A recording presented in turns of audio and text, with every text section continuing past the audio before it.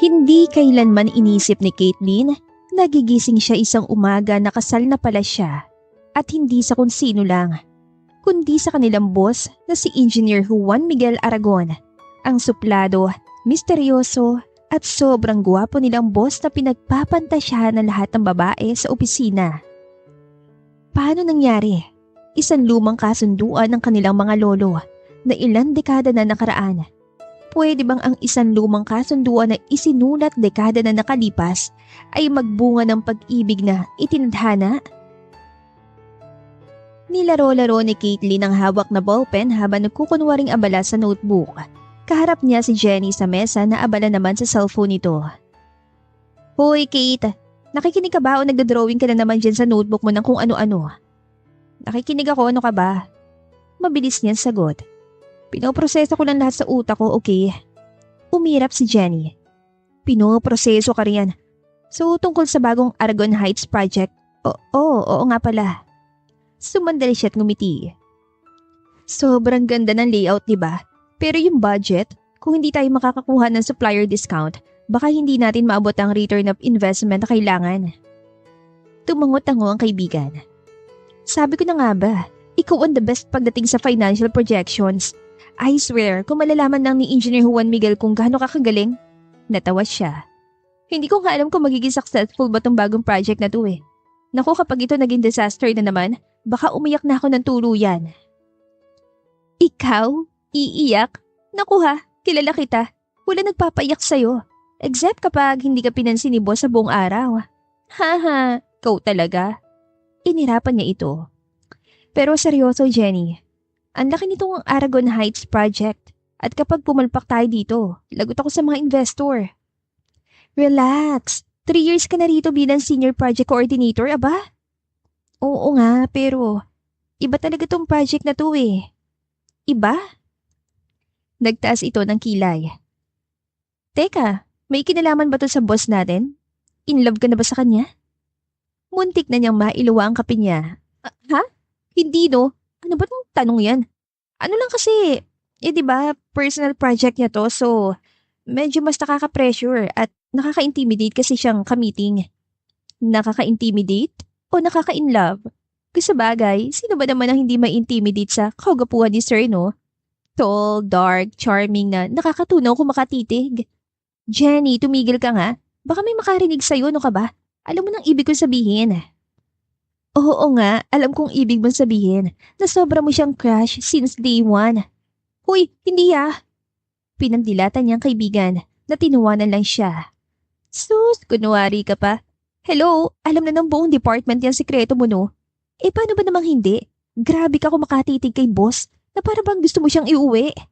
Jenny, tigilan mo nga ako. Kung makatukso ka parang hindi pa ikakasal yung tao. Ano ka ba? Yun nga yung operative word. Ikakasal. Hindi pa kasal. May chance ka pa, bes. Natawa si Caitlin. Ano ba naman ang laban ko sa model na fiancé nun? Maganda't mayaman lang yun, Kate. Ayun na nga, maganda't mayaman. Perfect combination, white material. Umiling si Jenny. Mali ba natin ang ugali nun? Baka mamaya mataray o kaya masungit o baka ina-under nun si boss, no? Sa itsura nun, I'm sure prinsesa yun, laging nasusunod ang gusto. Ikaw, handa mong pagsilbihan si boss, diba? Kahit ano kaya mong gawin para sa kanya. Nakangiting biro nito. Ikaw talaga, lagi mo na lang akong inaasar. Kapag tayo, Miss Reyes. Sabay sila na palingon sa pinto ng kanilang opisina at doon nakita nilang papasok ang kanilang big boss. Biglang paghigit ang hininga ni Caitlin na para bang bigla siya nahirapang huminga. Sir, good morning po. Natapos mo na ba yung sa Aragon Heights project? Dahan-dahan siyang tumayo. Opo sir. I mean, malapit na po. Nire-review ko na lang po at kino-cross-check. Tumango ito at bahagyang umiti. Sige, good. Titigyan ko pagkatapos ng lunch. Okay sir. At pagkatapos ay umalis na rin ito. Pero bago pa ito makalabas ng kanilang opisina, ay dumaan muna ito sa mesa niya at bahagyang tinignan ang nasa monitor ng kanyang laptop. That's nice. Halos pabulong nitong komento habang nakatunghay sa monitor niya. Good job. Uy, okay ka lang Kate? Nakangiting tanong ni Jenny nang wala ng engineer. Oo naman, okay lang ako. Pero Jen, grabe, ang bango niya. Diba? Mabango, gwapo, bilyonaryo, san ka pa? Pigilan tili nilang magkaibigan na muli nilang lingunin si Engineer Juan Miguel na noon ay naroon pa rin sa koridor. Kausap ang isa pa nilang boss. Ang hindi alam ni Caitlin ay tinapunan muna siya nito ng tingin bago tuluyan lumabas ang kanilang opisina. Abot langit ang kaba ni Caitlin nang tumapak siya sa loob ng elevator. Maiksi pero diretso natanggap niyang mensahe mula sa assistant ng kanilang big boss kinabukasan. Sir wants to see you in his office now. Simpleng mga salita pero ang tono, parang may nagawa siyang napakalaking kasalanan na ikababagsak ng kumpanya. Okay, Kate. Hinga lang ng malalim. Wala lang to. Bulong niya sa sarili habang mahigpit ang pagkakahawak sa kanyang kape na para bang maililigtas nitong kanyang buhay. Nang bumukas ang elevator ay dumiretso na siya sa harap ng mesa nito. Sir, good morning po. Gusto niyo raw po ako makausap? Nakaupo ito. Seryosong nakatingin sa mga papeles sa ibabaw ng malawak na mesa nito. Gusto sana niya itong pagmasdan na lang at pagpantasyahan tulad ng madalas niyang gawin, pero bigla itong lumingon sa kanyang direksyon. May kinuha itong ilang dokumento sa salansan ng sa mga papel at saka tumingin sa kanya. Naasikaso ko mga importanteng dokumento para sa kasal namin ni Joanna. Ah, congratulations. Yeah, salamat. Pero have a seat, Mrs. Aragon. Naningkit ang mga mata nito nang tumingin sa kanya. Teka po, Mrs. ano? Malakas niyang tanong. Muntik nang matapon ang dala niyang kape sa labis sa pagkagulat. Mrs. ano po, sir? Mrs. Aragon. Apparently, mag-asawa tayo. Tulad nga ng sabi ko, inaayos kong papeles para sa kasal namin ni Joanna and then lumabas ito. Hinatak nitong isang brown envelope na nakaipit sa iba pang papeles. Alam mo ba tungkol dito? Marahan niya itong kinuha. Inilabas ang lumang papel at tinignang mabuti. Mrs. Caitlin Reyes Aragon? Hala, bakit ako naging Aragon, sir? Dahil kinasal tayo. Walang emosyon nitong tugon. Baylo. Baylo? Teka sir, joke ba to? Prank? May camera ba dito sa opisina nyo? April Fools po ba? Pero hindi naman April 1 ngayon, sir. Umiling-iling siya, tinakpan ng kamay ang bibig. Alam ko pong medyo obvious na crush ko kayo, pero sir, huwag niyo naman akong i-good time ng ganito. Hindi kita ginu-good time. This is a serious matter and... Natigilan ito at kumunot ang noo. Teka, may crush ka sa akin? Nanlaki ang mga mata niya at hindi nakasagot na nagpangiti kay Juan Miguel. Parang lahat naman po yata sa officer. Pero hindi yun ang issue, di ba po? Focus na lang po tayo dito sa sitwasyon ngayon. Ano po bang, paanong... Oh well, long story short. Nagkaroon ng kasunduan ng lolo mo at lolo ko. May nangyaring ceremonial marriage noon sa pagitan natin. Long time ago. Kasamang document na to sa lumang archives. Lahat ng kontrata na may kinalaman sa Aragon State. Apparently, may nag-file ito decades ago under a joint property clause. Joint property clause? Ibig sabihin? It was meant to preserve family assets para siguruhin na mananatiling intact ang Aragon Estate. Mapifreeze ang anumang property, asset o shares ko at ang lahat ng nakapangalan kay Lolo, mananatiling estate property hanggang masunod ang kondisyon. Seryosong sabi ni Juan Miguel. Kondisyon? Sinuklay ni JM na mga daliri nito ang buhok. Oo, kung hindi masunod ang kondisyon, mawawalan lahat sa akin. Kasama na lahat ng shares ko sa kumpanya, properties at kahit stock sa bangko. Pero kung mapatunayan natin na hindi ito legal, we have nothing to worry about. Mabuti naman po dahil hindi naman pwedeng maging mag-asawa talaga tayo, di ba? Ayaw mo bang maging asawa ko? Pabiro pa nitong tanong. Sir naman, sino bang ayaw na maging asawa kayo? I mean, totoong buhay ito. Imposible ang sitwasyon na to. Nagkibit-balikat si Juan Miguel.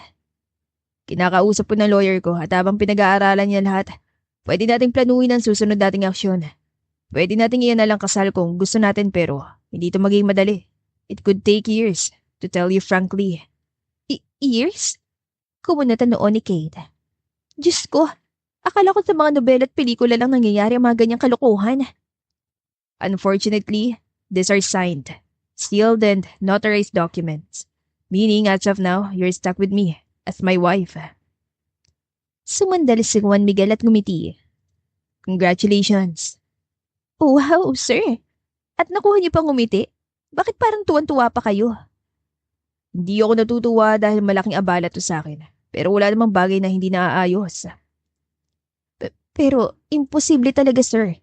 Isa pa hindi naman mayaman ng lolo ko. Hindi kami mayaman. Wala kaming lupain, wala kaming mga negosyo tulad ng pamilya niyo. Karpintero lang siya. Kaya imposibleng magkakilala ang lolo mo at lolo ko, sir. Anong pangalan ng lolo mo? Nag-alinlangan pa si Caitlin sa simula. Felipe po. Felipe Reyes. Felipe as in, Lolo Ipe? Opo. Kilala niyo Lolo Ipe ko? Well, may grandpa, Don Rodrigo Aragon. Used to tell stories tungkol sa kaibigan niya na nagngangalang Ipe, as in Lolo Ipe. Tumayo si Juan Miguel at kinuha ang isang lumang litrato sa isa sa mga envelope sa ibabaw ng mesa. Isang mahusay na karpintero. At sabi ni Grandpa, si Lolo Ipe daw ang nagdisenyo ng unang Aragon Rest House at ito rin ang nagtayo nun. By hand. Matagal na sila magkaibigan. Magkaibigan? Gulat niyan tanong. As in, matalik na magkaibigan? Na parang magkapatid ng turingan.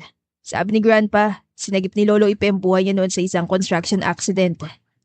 At pagkatapos noon, lalong naging matibay ang pagkakaibigan nila. Teka po, sir. Ibig mong sabihin, ang mga lolo natin ay malapit sa isa't isa. Dugtong nito habang nakatingin sa kanya. Na sa sobrang lapit ay gumawa sila ng isang strange agreement na ipakasal ang mga apo nila. Si Caitlin naman ang napasandal habang gulong-gulo ang isip. Wait lang po ah.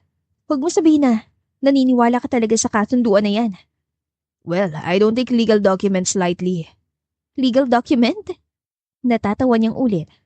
Sir, baka lumang papel lang yan. Baka gawa-gawa lang po yan ng isang walang magawang notaryo noong 90s. Umiling si Juan Miguel at muling kinuha ang naninilaw na papel na kupas ng tinta at selyo. Tamang registry number. May pirma ng abogado.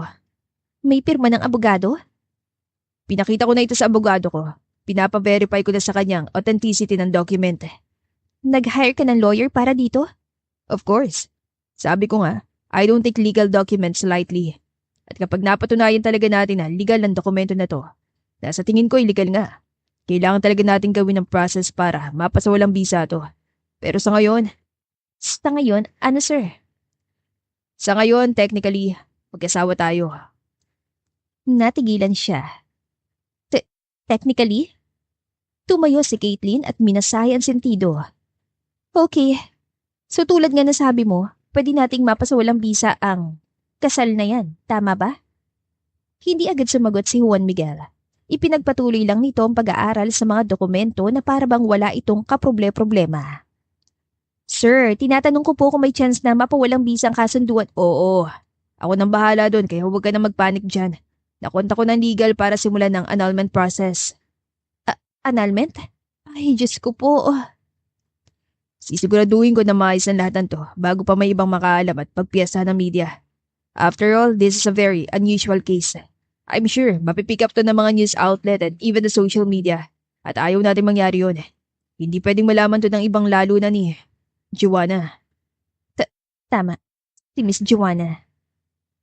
Napatingin siya rito at pinag-aralan ng blankong ekspresyon nito. Sigurado naman na maayos natin to, di ba? Sigurado. Okay. Makakahinga na ako na maluwag kahit paano.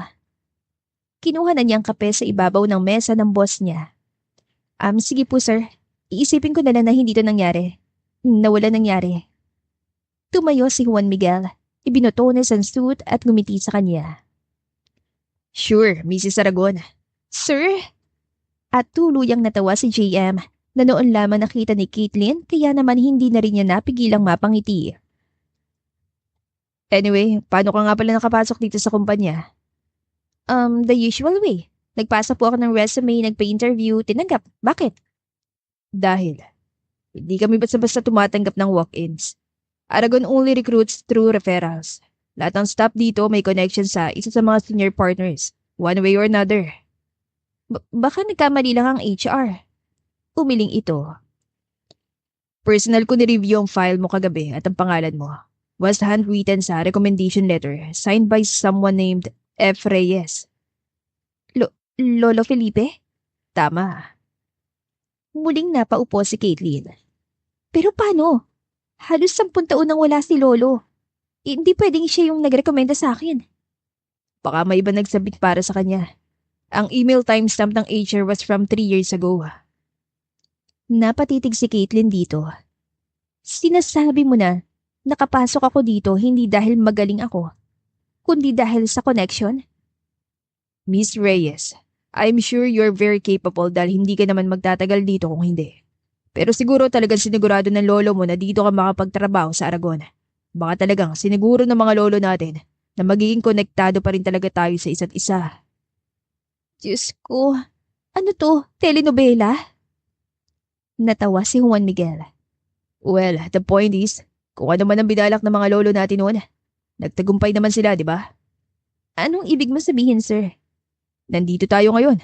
Nagtatrabaho sa isang kumpanya. Pinag-uusapan ng kasundo ang ginawa nila. Hindi pa rin makapaniwala si Caitlin sa napag-usapan nila ng kanilang big boss. Parang kanina lang ay tinutokso-tokso pa siya ni Jenny dito. Pero ngayon, ay kasal na siya sa isang engineer, Juan Miguel Aragon. Hoy, Kate! Salubong ni Jenny pagpasok niya sa pantry. May hawak itong sandwich na may kagat. Anong chika? Bakit ka pinatawag ni engineer? Ha? Wala naman. Sabi ni Kate matapos kumuha ng tubig sa ref. Ano lang, follow up lang tungkol dun sa project. Wow ha? Follow up lang talaga? Bakit ASAP? Taas kilay nitong tanong matapos lunukin ang kinakain tinapay.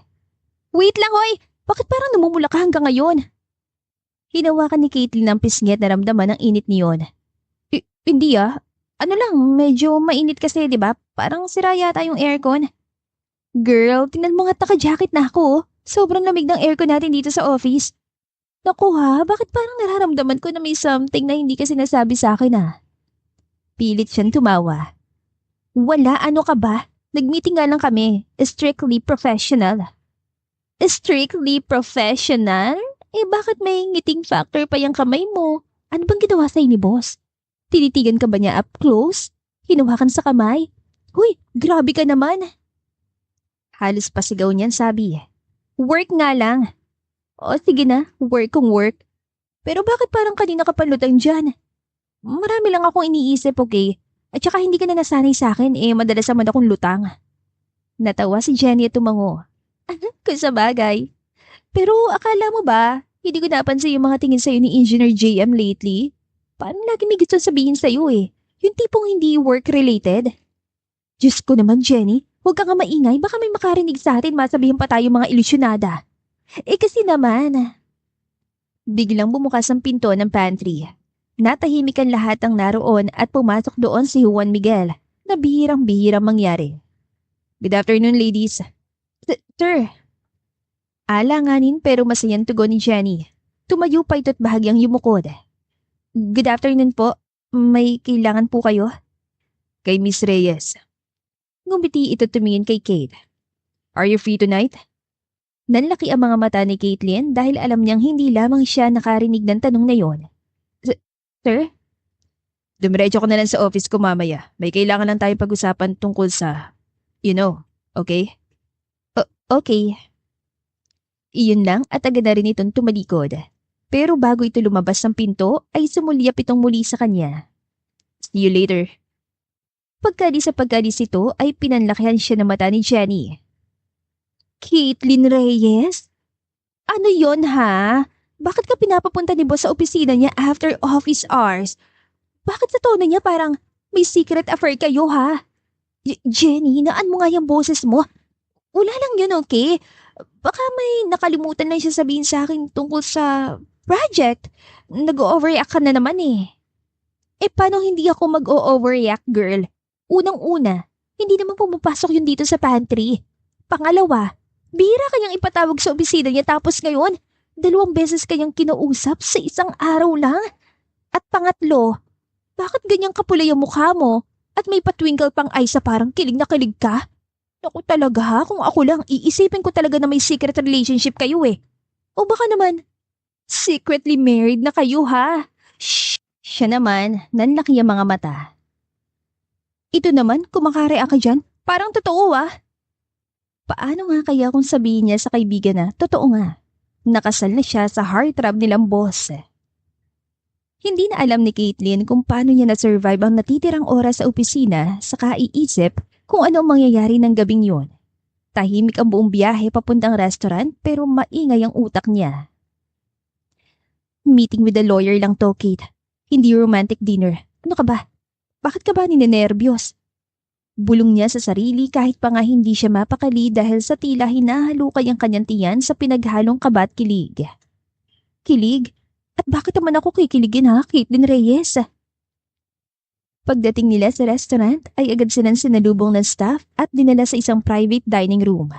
Naroon na si Attorney Romeo Robles na sa 40 kamukha ng terror teacher niya nung high school. Good evening, Engineer Aragon, Miss Reyes. Bati nito sabay tayo. Please have a seat. Tumango lang si Juan Miguel at hinatak ang isang upuan para kay Caitlyn. Habang inihahain ng waiter ang kanilang orders, inilabas si Attorney Robles ang isang folder kung saan naroon ang dokumento na nagsimula ng gulong kinasasangkutan nila ngayon. Base sa dokumentong to, may record talagang kasal ninyo. Dated 5 years ago na inofficiate ng isang Reverend Pablo de Belen sa Batangas. Ayon sa registry, ikinasal kayo by proxy. May nag-file nito under both your names, using real IDs, signatures, and even an affidavit of consent. Mukhang may clerical mix-up pero bumuntong hininga ito. Technically, valid ito. Sa papel at least. Teka, ibig po talaga sabihin, kasal kami? As in, legal na kasal kami? Legally, oo. Emotionally, well, depende yan sa inyo. Pabiro pa nitong sagot. Pero oo, nire-recognize ito ng estado bilang binding union until proven void. Umayos ng upo si Juan Miguel at kumunot ang noo. Ano mga pwede natin gawin, attorney? Option 1, mag-file kayo ng annulment. Option 2, magkunwari na lang kayo na hindi nyo ito nalaman. Na parang walang ganitong dokumento.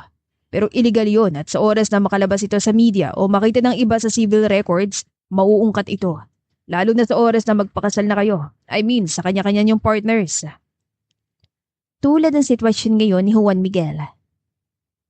Ngayon, kailangan nating gumawa ng malinaw at maingat na hakbang. Hindi pwedeng basta nyo lang sabihin na typo lang ito or whatever. Dahil sa oras nakapasok ito sa civil registry, itinuturing na itong legal hanggang sa mapasawalang bisa ng korte. Not without due process. Kailangan ng formal petition. Kayong dalawang magiging respondents at petitioners. Kumbaga, kailangan yung magkasundo na ipawalang bisa ang kasal. Wala naman pong magiging problema. Pareho naman namin gustong mawala ang bisa niyan, attorney. Good to hear, Miss Reyes. Kasi kadalasan sa mga ganitong kaso, nagiging circus sa media, lalo na sa estado ng mga Aragon. Tumango-tango si Juan Miguel. Walang makakalam nito. Lalo na si Joanna. Napatas ng kilay si Attorney Robles. Oh, so may third party. Not third party.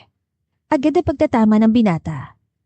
Sa totoo niyan, ikakasal na talaga ako pero ito nga, lumabas ng dokumentong yan ah. Kasal na nga ako sa iba kaya kailangan ko munang ayusin ang lahat bago matuloy ang kasal ko kay Joanna. Ang abogado naman ang tumango. Of course, of course.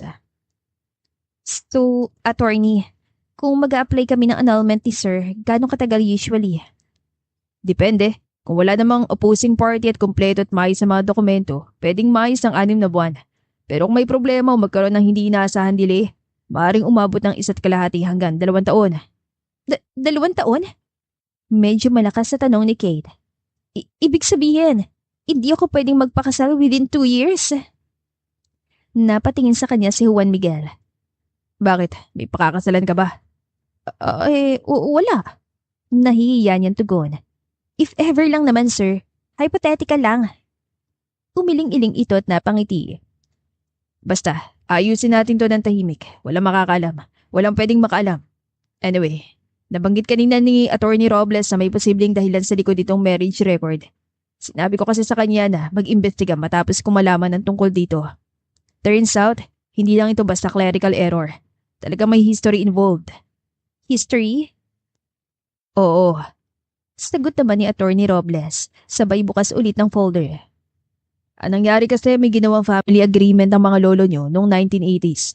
May kasunduan sila na pag-isahin ng pamilya nyo sa pamamagitan ng kasal. Old-fashioned stuff. Teka, ano po ito? Parang arranged marriage? Napahawak si Caitlin sa dibdib pero hindi napigilang matawa. As in, may ganun din pala dito sa Pilipinas nun? More like a symbolic pact. Paliwanag ni Juan Miguel. Since business partners sa mga lolo natin at para magkapatid ng turing sa isa't isa, gusto nilang pagsamahin ang mga negosyo nila at ari-arian kung may pagkakataon.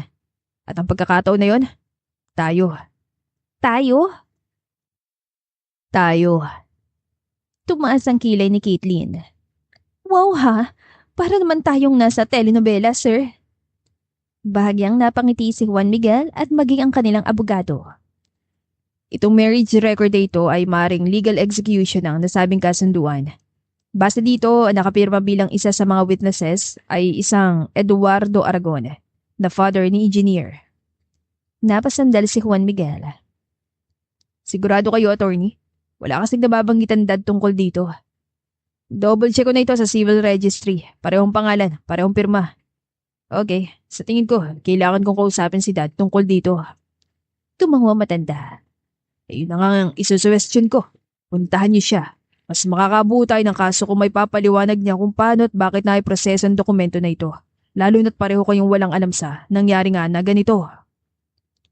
Nasa probinsya siya ngayon. Sa Tagaytay Estate namin.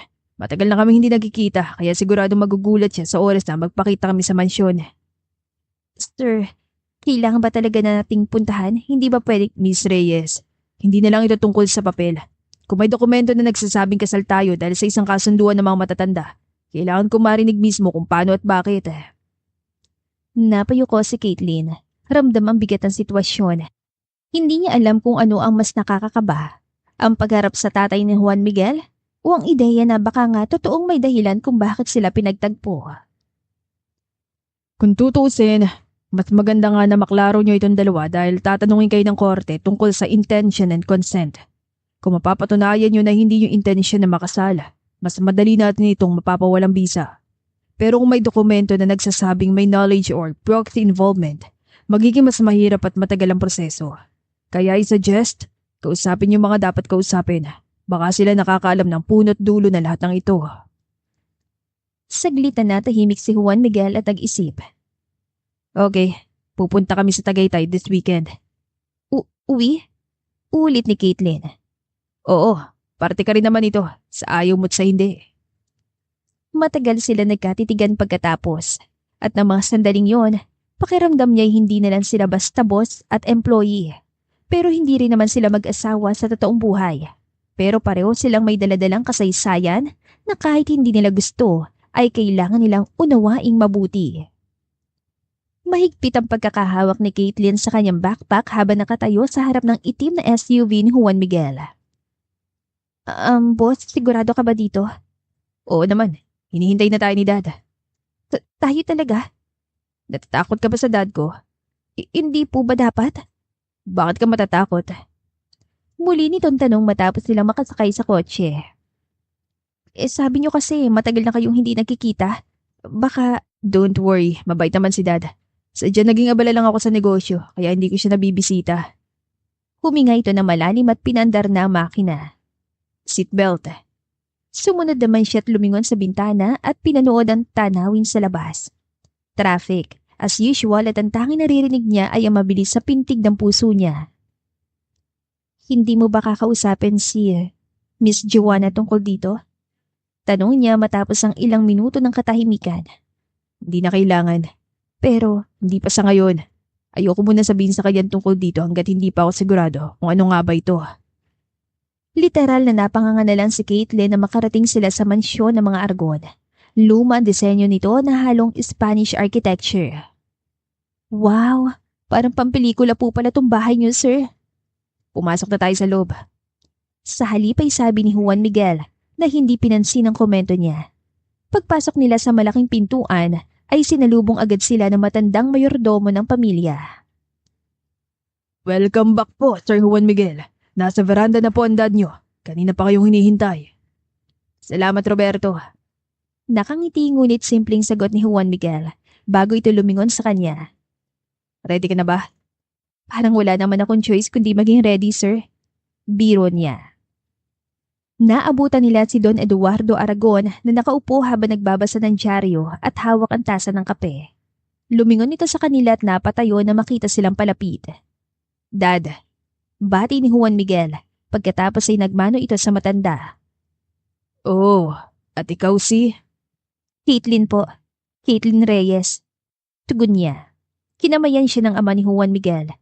Malaki ang pagkakahawig nito sa binata na hindi may kakaila na mag-ama mga ito. Senior Project Coordinator siya sa company, Dad. At mukhang may dahilan din kung paano siya napunta sa Aragon Group. Reyes. Kumunot lang ang noon ni Don Eduardo pero tila may katiting na ngiti sa mga labi nito. Hindi na ako magtataka kung alam yung tungkol dito, Dad. Well, and the documents, Dad? Documents? Ibinaba nitong hawak na dyaryo. Yung kasunduan ni na Grandpa sa pagitan ko at ni Miss Reyes. Hindi nila ito kinakitaan ng pagkagulat. Tumingin lang ito sa kanilang dalawa. Oh, so nakita mo na pala yon.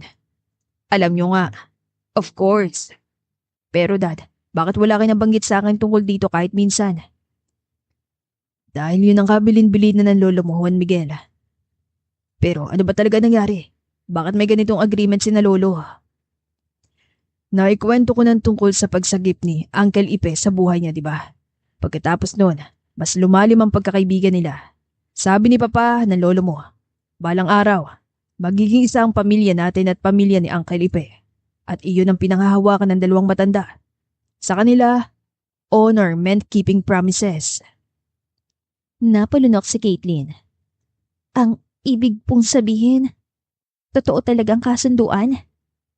Tumango si Don Eduardo. Akala ko nga noon papel lang, hanggang sa may natanggap akong notice galing sa civil registrar. Pinirmahan ko. Akala ko naman simpleng dokumento lang. Pero nalaman ko na lang na may nag-file pala ng completion years later. Sino? Hindi ko alam. Sa totoo lang, siguro isa sa mga lumang abogado ni Papa. Baka out of loyalty.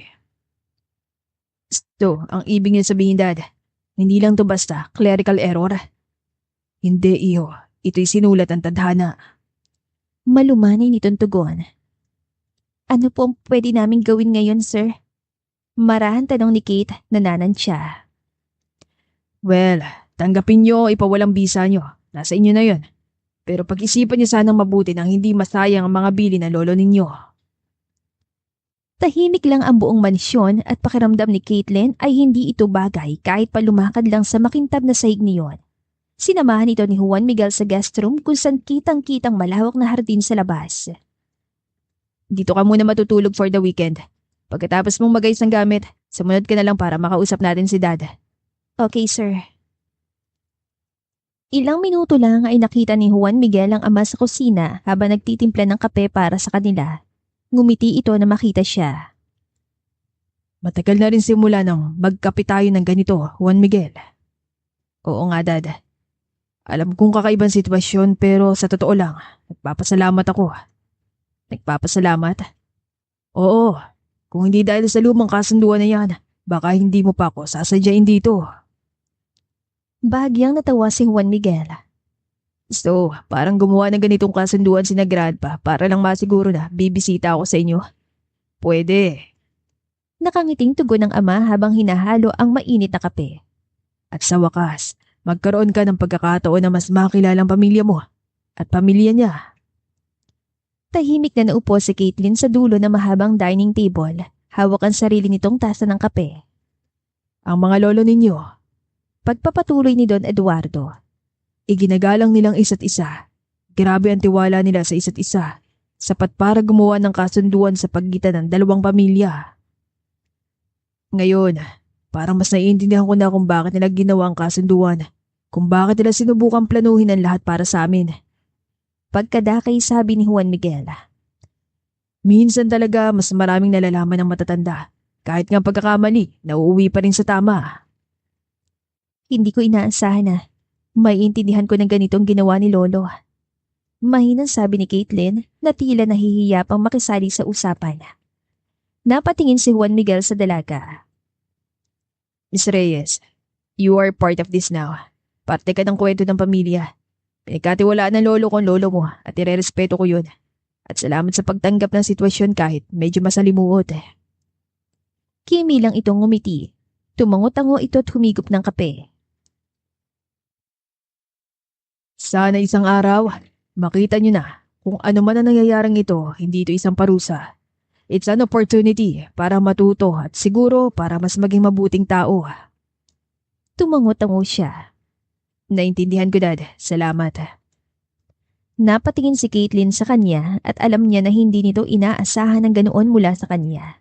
Lagi kasi siyang formal at istrikto sa opisina at sigurado siya naguguluhan ng dalaga sa pagbabago ng kanyang pag-uugali. Kaya nginitian na lang niya ito na para bang sinasabi na, "Congratulations, nakilala mo ang totoong ako." Nakasuot pa si Juan Miguel ng roba pagbaba nito sa kusina. Gulo-gulo pa ang buhok at halatang bagong gising. Ang bango ah. Ano yon? Fried rice at pancake? Taas kilay nitong tanong na makitang abala si Caitlin sa paghahanda ng mesa. Nagluto ka? Magandang umaga po sir. Breakfast po. Ilan sandali lang ay naroon na rin si Don Eduardo at tulad ni Juan Miguel, nakaroba pa rin ito. Nakangiti agad ito pagkakita sa kanila. Ababa, what a surprise. Naku, tag-abala ka pa. Pero maraming salamat, Iha. Mukhang mapaparami ang kain ko nito ah. Teka lang, Miss Reyes. Ikaw ang nagluto lahat ng ito? Bakit parang gulat na gulat ka naman sir? Na para bang wala akong karapatang matutong magluto? Biro niya. Hindi naman sa ganun. Ano lang kasi, hindi ko expected. You know, ikaw bilang isang magaling na senior project manager, akala ko career woman ka at inwalang oras sa mga gawaing bahay. Nako, wala kasi akong choice, kundi ang matutong magluto sir. Tumango-tango si Juan Miguel samantalang nangingiti naman ang ama nito. Tignan mo nga naman, Iho. Kung hindi pa kayo napunta rito, hindi mo pa malalaman na marunong pala magluto ang asawa mo. Sabay na napatingin ang dalawa kay Don Eduardo. Dad! Oh, hindi ba? Technically speaking naman, kasal kayo. Sa papel. Napailing na lang at napangiti si Juan Miguel habang tahimik lang si Caitlin. Nang tignan siya ng binata ay nagbaba ito ng tingin at namula ang mga pisngi, na lalo lang nagpalaki sa ngiti nito. Nagsali ng kape si Don Eduardo sa tasang habang pinapanood si Caitlin na ihain na maayos sa mesa ang mga niluto. Juan Miguel, take notes. Nakangiti nitong sabi. Ganito rin ang mamo dati sa akin, maalaga. Dad, sinasabi ko lang, Iho, na Caitlin here is a perfect wife material. She's perfect for you. Dad. Okay. Titigil na ako at kakain na lang ako. Caitlin, maraming salamat sa breakfast. Really appreciated. You're welcome po sir. Sana magustuhan niyo. Sabay-sabay silang nag-almusal.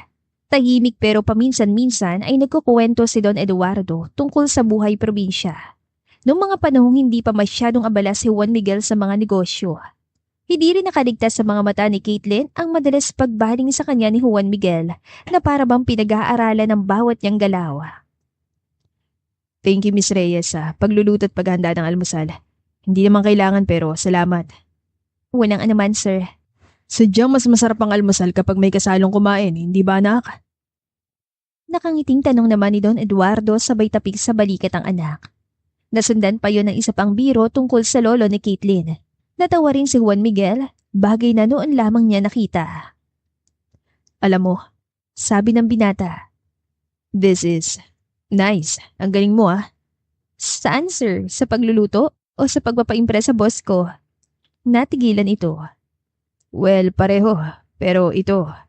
Itinuro ni Juan Miguel ang mga nakahaing pagkain. Sobrang galing. Lalo lang nitong pinabilis sa mabilis sa tibok ng kanyang puso. Mabuti na lang at naramdaman ni Don Eduardo ang tensyon. Alam mo, Juan Miguel, naalala ko sa kanya si Mama, ang lola mo. Maalaga, mabait, maganda, magaling magluto. Sa halip na kay Don Eduardo, kay Caitlin na patingin si Juan Miguel. Anak, hindi ba yun ang isa sa mga weaknesses mo? Wala sa loob na tumungo si Juan Miguel. Ang magaling magluto. Natigilan si Caitlin at muntik nang mabulunan ng kanin. Po? Sumandal si Juan Miguel matapos uminom ng kape. Isa sa mga weaknesses ko sa babae, yung magaling magluto. Ramdam ni Caitlin ang panginginig ng kamay nang hawakan niya ang tasa ng kape. Napangiti naman si Don Eduardo. Naku ha, breakfast pa lang ito, Juan Miguel. Imagine kung ano pang kayang lutuin ni Caitlin para sa'yo. Wala itong komento pero nahuli ni Caitlin na nakatitig lang ito sa kanya na para bang talagang pinag-iisipan ang sinabi ng ama. 10:00 pa lamang ng umaga pero nakapaghiwa na si Caitlin ng mga gulay na kakailanganin sa kanyang lulutuin. Pagkatapos ng almusal, nag-alok siya na rin na magluluto ng tanghalian para na rin kahit papaano ay may magawa siya habang nasa mansyon. Pero may isa pa siyang dahilan. Gusto niyang patunayan na hindi lang simpleng fried rice at pancake ang kaya niyang lutuin. Aba, nagluluto ka ulit? Gulat na tanong ni Juan Miguel pagpasok nito sa kusina. Nakapolo na ito at simpleng jeans. Opo, tanghalian natin. Sinigang sa miso. Sinabi ba ni Dad na paborito ko yan? Umiling si Caitlin. Paborito niyong sinigang sa miso? Matagal na akong hindi nakakatikim yan. Especially lutong bahay. Kaya ngayon pa lang sasabihin ko na sa'yo. Mataas ang expectations ko sa sinigang mo, Miss Reyes. Ngumiti lang siya tumango. Nakaka-pressure naman po, sir. Just call me JM. Seryoso nitong sabi matapos lumapit sa kanya. Tutulungan na kita. Ikaw? Tutulong? Nagtaas siya ng kilay. Sigurado ka? Marunong ka ba sa kusina? Kakayanin. So ano bang kailangan gawin? Ito, balatan mo lang tapos slice. Nang iabot niya labanos ay nagtama ang kanilang mga daliri. Nagtama rin ang kanilang mga mata at kapwa sila natigilan. So magkatulong na tayo nagluluto ngayon Nakangiti nitong tanong. Parang ganun na nga po sir, from the boardroom to the kitchen. Pero dito, ikaw ang boss. Napangiti siya at nagbaba ng tingin. Habang tahimik silang naghihiwa ng mga gulay, ay dumating si Don Eduardo at nanood sa kanilang ginagawa. Kita sa mukha nitong kasiyahan na nasaksihan. Well, first time ko yata makakita ng anak ko na may kasamang babae sa kusina. Kakaiba ito Dad. Tawag ni Juan Miguel, nakangiti. Relax, Juan Miguel. Hindi ko lang mapigilang mapansin bagay ka rin pala sa kusina lalo na kapag kasama itong si Caitlin. Namula mga pisngi ni Caitlin samantalang natawa lang si Juan Miguel. Okay lang sa akin. Willing naman ako matutong magluto kung si Caitlin ang teacher. Napatingin siya dito pero wala siyang sinabi. Nagpatuloy lang sila sa pagluluto habang pinapanood ni Don Eduardo at nang sa wakas ay handa ng tanghalian ay inayos na ni Caitlin ang mesa. Tinulungan siya ni Juan Miguel na lalo lang nagpalalim sa paghanga niya para dito. Unang tumikim si Juan Miguel at nang umiti at tumango-tango ay sumunod naman ang ama nito. Humigop muna ito ng sabaw ng sinigang at ang nagustuhan ay agad na sumubo ng isda at gulay. Juan Miguel, parehong-pareho ng lasa ng nilulutong sinigang sa miso ng grandpa mo. Kumunot noon ni Caitlin. Talaga po? Natutunan ko po ito sa lolo ko. Sa kanya ko po galing tong recipe. Napangiti ang matanda. Hindi na nakakapagtaka. Ganitong-ganito talaga luto ng sinigang sa miso na hinahanap ko. Tinignan nito si Caitlin na may paghanga. Sigurado ako na naisip na rin ng mga lolo niyong ganitong tagpo. Na balang araw, pagsasaluhan yung paborito nilang ulam. Hindi inaasahan ni Caitlin na maapektuhan siya ng ganun sa kuwento ni Don Eduardo tungkol sa kanyang lolo. Hindi siya nagkaroon ng pagkakataon na makasama na matagal ang lolo niya pero hindi niya malilimutan ang maiksing panahon na yon. Caitlin, sigurado akong proud na proud sa yung lolo mo. Hindi lang sa napakasarap mong magluto kundi sa pagiging mabuti mong tao. Salamat po sir. Sana nga po alam niyo kung gaano ko pinapahalagahan ng mga bagay na naiwan niyo sa akin. Napatingin sa kanya si Juan Miguel. Hindi may kakailang paghanga. May kung ano sa paraan ng pagsasalita ni Caitlin. Marespeto, taos sa puso. You did a great job. Tulad ng sabi ni Dad, siguradong masaya ngayon ang lolo mo. Ang lolo natin ngayon. Pagkatapos ng tanghalian ay tumulong si Juan Miguel sa pagliligpit ng mesa. Napagtanto ni Caitlin na kahit papormal ang kanyang boss, ay unti-unti na nitong hinahayaang ipakitang personalidad nito sa labas ng opisina. Ang pagtulong sa kusina, ang pagbibiro, at kahit ang panunukso sa kanya. Nang gabing yun, ay magkasama silang pumasok sa attic ng mansyon. Sabi ni Dad, baka raw narito yung mga lumang dokumento ni Grandpa. Bulong ni Juan Miguel habang hawak ang flashlight. Pundido na kasi ang ilaw ng kwarto kaya wala siyang choice kundi ang maghanap sa gitna ng dilim. Nakakatakot naman dito, sir. Mahinang sabi ni Caitlin na nakasunod lang sa binata. Hawak naman ng luma at maliit na lampara. Bakit parang haunted library naman to? Dahil lumang bahay na to. Malamig ang boses nitong tugon at tila ba nananakot pa. Relax na lang, Mrs. Aragon. Nandito naman ako.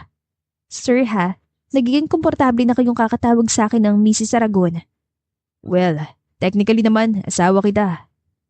At hanggat hindi pa napapawalang bisang dokumento, Mrs. Caitlin Reyes Aragon ka talaga.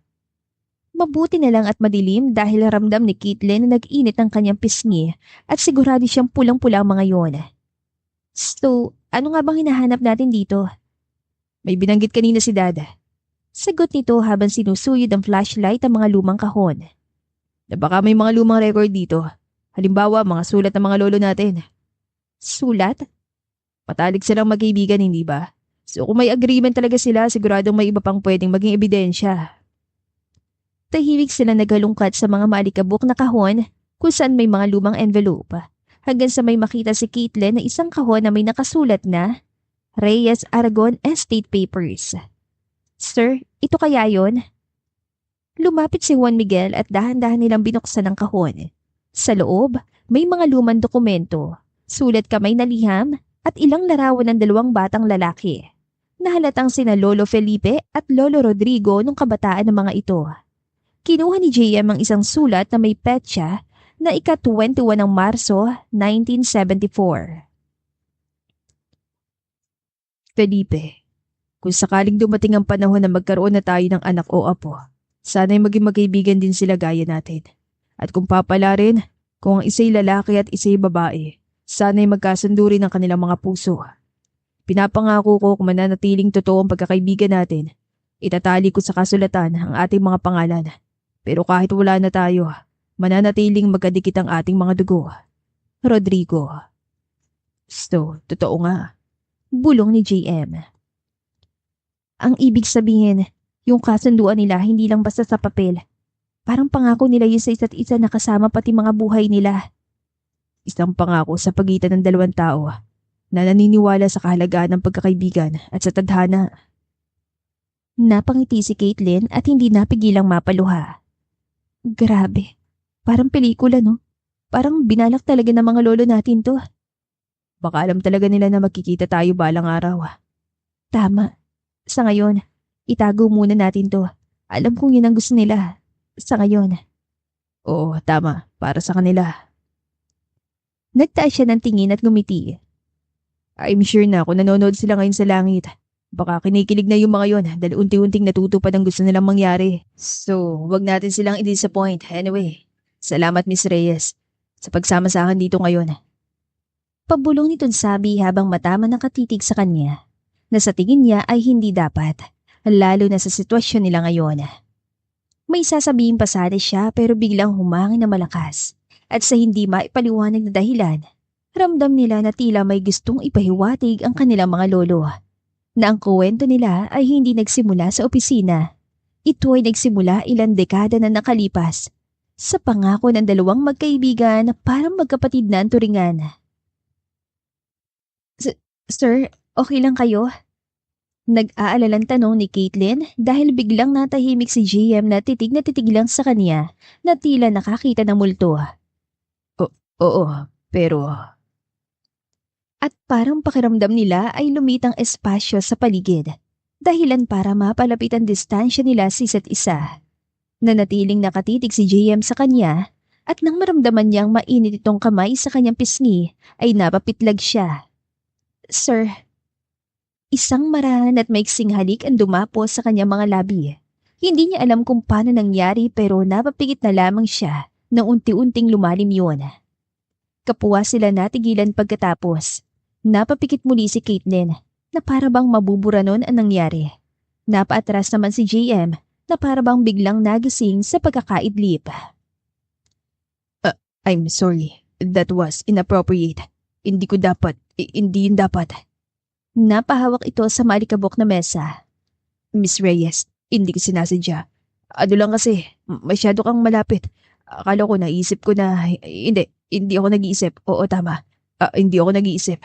At mali ang ginawa ko, lalo na bilang boss mo. I'm so sorry. Nanatili lang na nakatayo si Caitlin sa harap nito at marang hinawakan ng bibig. Okay lang, sir. Ibig kong sabihin, alam ko naman na hindi mo sinasadya. Umiling ito. Dapat pinanatili kong boundary sa pagitan natin. Dapat professional ako. Hindi ko talaga alam kung bakit. Kung bakit ko ginawa yun. Hindi naman ako ganun na. Bagya itong natawa sa sarili. Hindi ako ganun na nawawala ng kontrol. Bakit kayo nawala ng kontrol? Mahina niyang tanong. Hindi ko rin alam. Umayos ang tayo si JM at huminga ng malalim. Anyway, kunin natin ang mga pwede nating ipakita kay attorney. Kailangan pa nating ipa-analyze sa mga pirma dito sa sulat. Okay, sir. Tumango siya na parang walang nangyari, na parang hindi siya hinalikan ng kanyang boss kanina lang. Miss Reyes, just so you know, that case, it was amazing. Hindi alam ni Caitlin kung bakit kailangan pa yung sabihin ni JM dahil lalo lang nitong pinakomplikado ang komplikado na nilang sitwasyon. Tinignan niya ito noon ay abala na sa pag-aayos ng mga dokumento sa kahon. Lunes, at tulad ng mga nakaraang Lunes, abala sa opisina ng Aragon Real Estate Group pero ibang aura ni Caitlin at ni Juan Miguel. Okay, Kate. Magkunwari ka lang na walang nangyari. Hingang malalim. Ismile ka lang na parang normal lang ang lahat. Na parang hindi ka hinalikan ng big boss. Mabilis siya naglakad sa hallway na para bang may iniiwasan. Oo nga pala. Mayroon siyang iniiwasan. Please Lord, huwag mo muna ipakita sa akin si Big Boss, utang na loob. Hindi pa yata ako ready na makita siya ulit pagkatapos ng nangyari. Pero kung bakit ba parang nananadya ang Diyos dahil ng pagliko niya ay nakita niya naglalakad si Juan Miguel patungo sa kanyang direksyon. Kahit hindi siya sadya natigilan siya nang magkaharap sila sa gitna ng hallway. Ganoon din ang boss niya na halatang nagulat pagkakita sa kanya. Miss Reyes. Good morning, sir. Halos pabulong niyang bati. Pilit iniiwasan ng mga mata nito pero hindi niya magawa. So, tungkol sa Aragon Heights project, na-update ko na yung charts na nirequest mo, sir. I see. Good. Kailangan ko na yung projections by noon. Noted, sir. Thank you. At pagkatapos noon, ay ilang sandali silang natahimik. Walang gustong umalis, walang gustong magsalita ulit. Napanunok na lang si Caitlin na pinipigilan na malapit na siyang himatayin. Sir, yung sa memo nga pala about the meeting last Friday. Ako nang bahala doon. Mag-focus ka na lang sa Aragon Heights. Sige, sir. May kung anong tinignan muna si JM sa cellphone nito bago nagpatuloy. Nag-breakfast ka na? Coffee lang, sir. Coffee? Hindi yung breakfast. Teka, gusto mong mag-breakfast muna tayo? Medyo maaga pa naman. Come on. Breakfast? Tayo? Bakit parang gulat na gulat ka? Ha? Kasi baka hindi tayo dapat makita na magkasamang nagbe-breakfast, sir. Oh, ganun ba? Okay, sige. See you around. Inayos ito necktie at pagkatapos ay naglakad na palayo. Akala ni Caitlin ay iyon ang una't huling encounter niya with the big boss ng araw na yon. Pero bago mag-lunch ay sinubok na naman siya ng Diyos. Dahil pagdating ng elevator sa ground floor, bumukas ang pinto niyon at doon, nakatayo sa loob si Juan Miguel. Nakapamaywang ito, nakakunot ang noo. Gusto sanang tumalikod na lang ni Caitlin.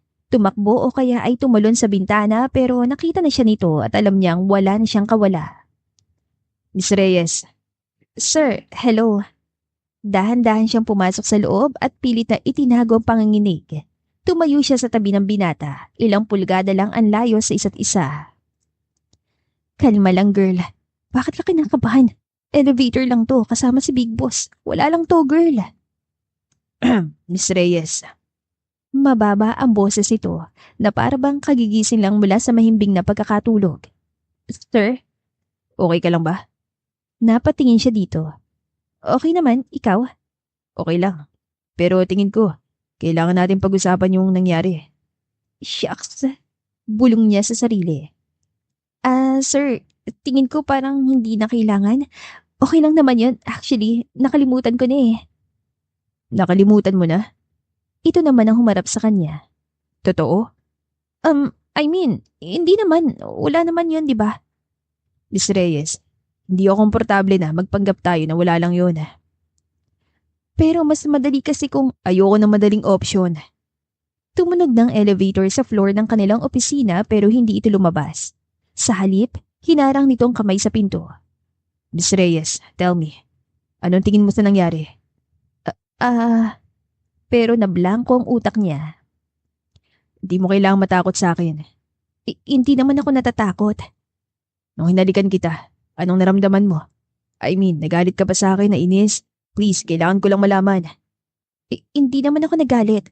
Siguro sobrang nagulat lang, sir. Hindi ko talaga kasi inaasahan.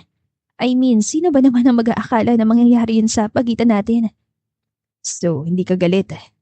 Umiling siya. Hindi ako galit. Pero hindi ka komportable. I mean, things got awkward between us after. Sir, noon pa man talagang awkward na tayo sa isa't isa. Bakit nga ba? Natatawa nitong tanong. Yumuko si Caitlin. Lahat naman yata, sir, na awkward kapag kaharap ka. Pero ikaw, bakit ka awkward sa akin? Sir, kailangan ba talaga natin pag-usapan yan? Do you like me? Ha? Medyo malakas yan tanong. Sir, Sige, never mind. sa wakas ay tumabi ito at hinayaang bumukas na ang elevator. So, that kiss, wala lang ba talaga sa'yo yun? Sa'yo ba? Lakas loob niyan tanong. Yung totoo? Hindi ko rin alam. Pero yung advice mo nakalimutan na lang natin. Hindi ko yata kaya. Sir, Anyway, see you around. Sana hindi tayo maging awkward dito sa office. Ayaw naman natin na may makapansin na may something between us. wala naman something between us, sir. Wala ba? Bago pa man siya makasagot, ay nakangiti na itong lumabas ng elevator. Uy, bakit parang blooming ka? Tuksong bunga ni Jenny habang sabay sila nagkakape sa pantry.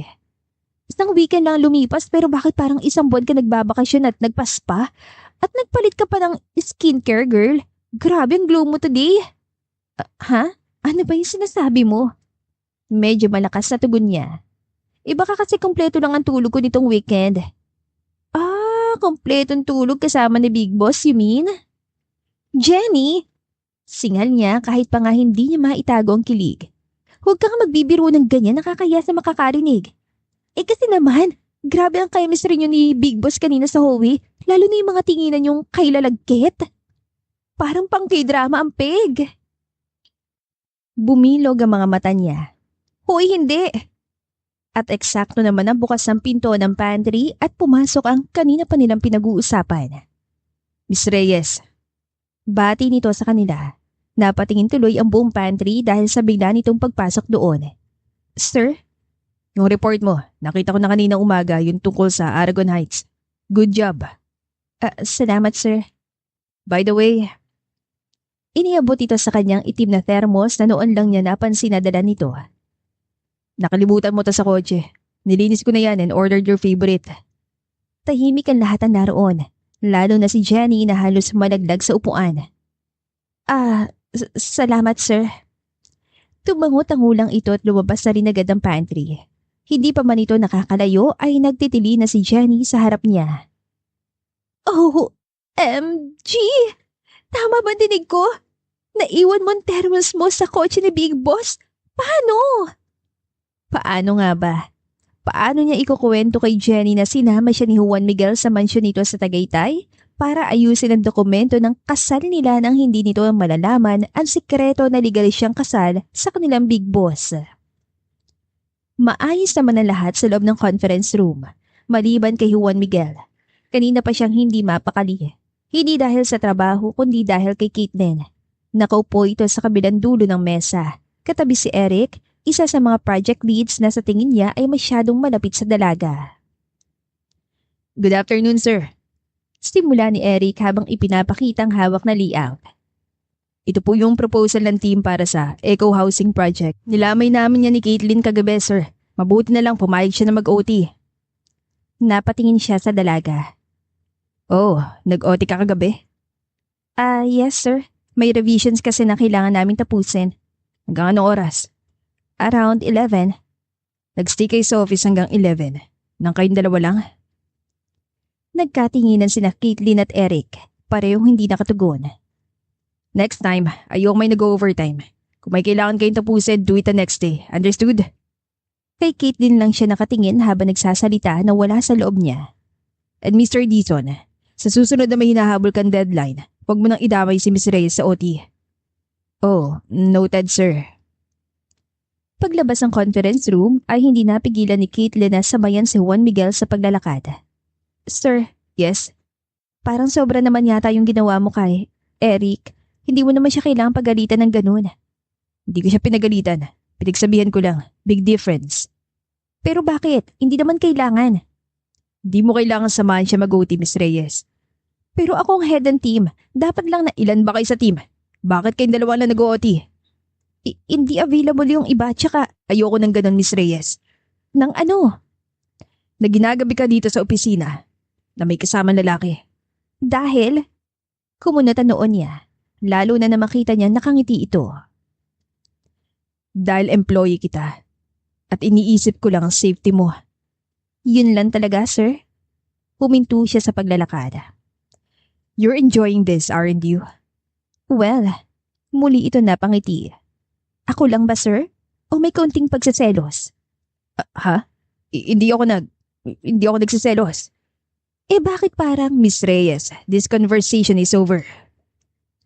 At tinalikuran na niyan dalaga na sigurado siya nakangiti pa rin ang iwan niya. Pagpasok niya sa opisina, ay naabutan niya si Dan, ang kanyang best friend na isa rin sa mga architect ng kumpanya. Bro, nakita kita kanina sa meeting.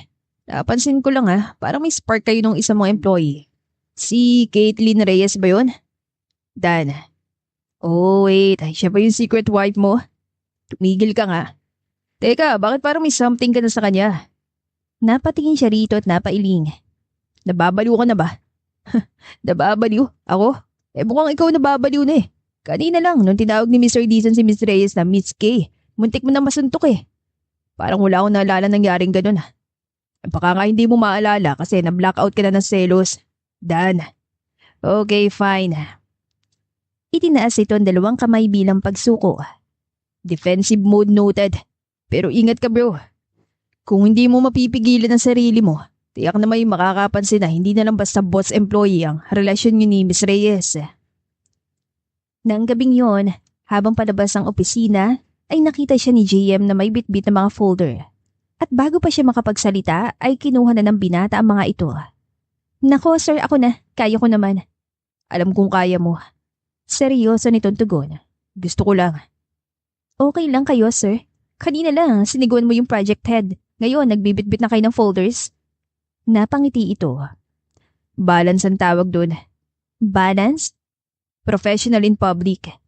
Sabi nito matapos buksan ang pinto para sa kanya. And gentleman in private. Wala siya naitugon. Napatingin lang siya dito habang ibinababa nito ang mga folders sa kanyang mesa. Ano kaya nakain itong si boss at bakit parang kakaiba na naman ang kinikilos nito? Lalong hindi na alam ni Caitlin ang iisipin na muli sila magkita sa labi ng gusali. Inaayos pa nito ang blazer na makita siya nito.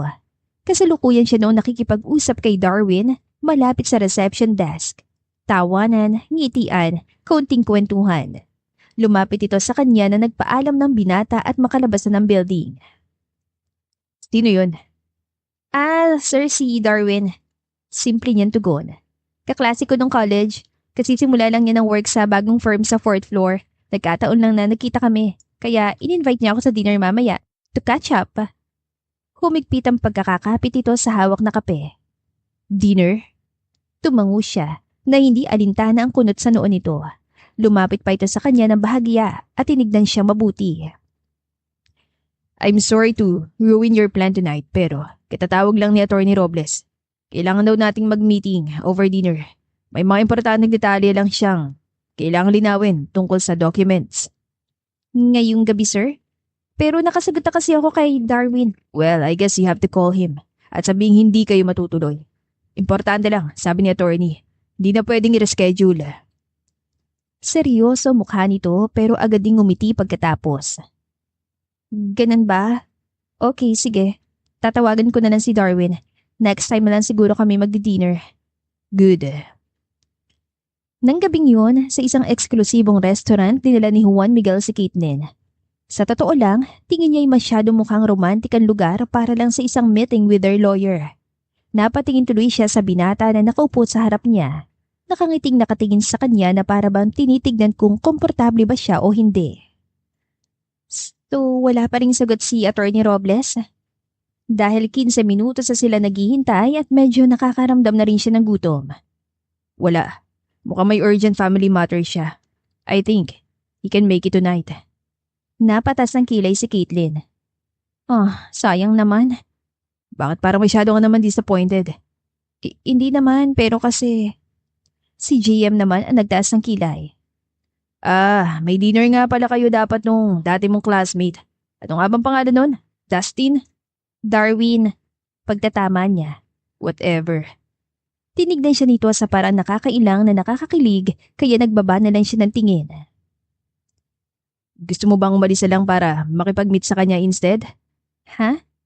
Since hindi naman natuloy ang meeting natin kay attorney, baka gusto mong tawagan na lang ulit yung college classmate mo para ituloy na lang ang dinner nyo. Do you know? Catch up. Sir. Or you'd rather stay? Huminga ito na malalim at sumandal. Excuse me, sir? Stay for dinner. Hindi iyon isang tanong, kundi parang isang pakiusap. Wala na ring nagawa si Caitlin kundi ang sumang-ayon. Sino ba naman ang tatanggi sa gwapong big boss? Ilan sandali lang ay dinala na ng waiter ang kanilang order na sa tingin niya ay mas mahal pa kaysa renta niya sa kanyang apartment. So, itong Darwin, close ba kayo? Normal lang. Same circle of friends, group work close, pieces bodies, ganun. Pieces bodies lang? Oo, buong college kami magkaklase so naging kayo. Ha? Kasi parang may something sa inyo no, nakita ko kayo sa lobby. Napaangat siya ng tingin. Anong ibig mo sabihin? Exactly that. Exactly what? Umiling ito. Never mind. Kumain ka na, baka lumamig ang soup. Teka lang sir, may galit ka ba kay Darwin? Wala akong galit sa kanya. So, bakit ka ganyan? Wala. Ibinaba ni JM ang kubyertos bago nagpatuloy.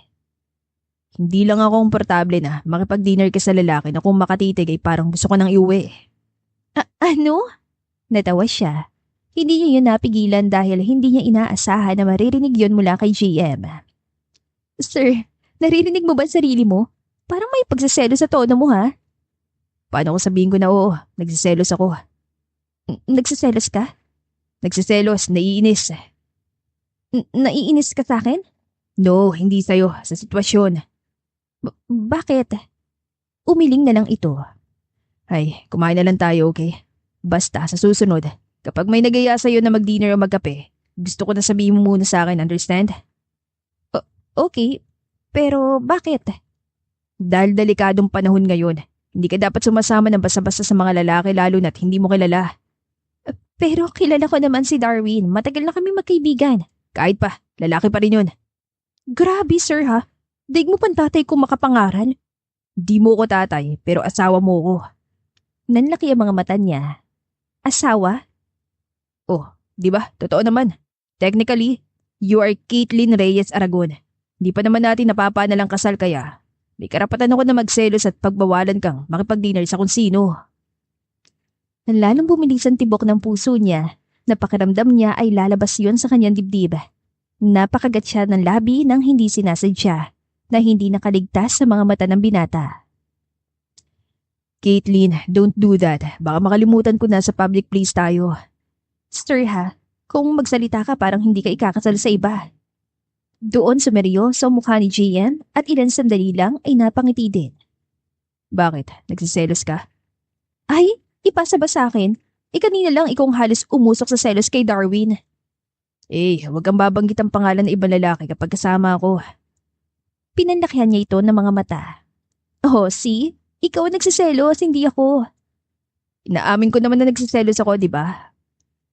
Doon walang naitugon si Caitlin. Tinignan lang niya si JM na seryoso lang sa pagkain. Seryoso ka? Bakit? Don't ask me something na hindi ko rin alam ang sagot. Dahan-dahang umiling si JM. Sa totoo lang, hindi ko na alam kung ano nangyayari. Kung ano to nangyayari sa atin. Baka naguguluhan ka lang sir sa setup natin. You know, yung sa mga lolo natin. Ikaw din ba? Marahan siyang tumango at sa wakas ay ngumiti ito.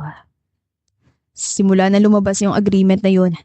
Akala ko, kayang-kaya kong i-separatean, totoo sa hindi. I mean, ano ba mahirap dun, right? Bahagya pa ito natawa.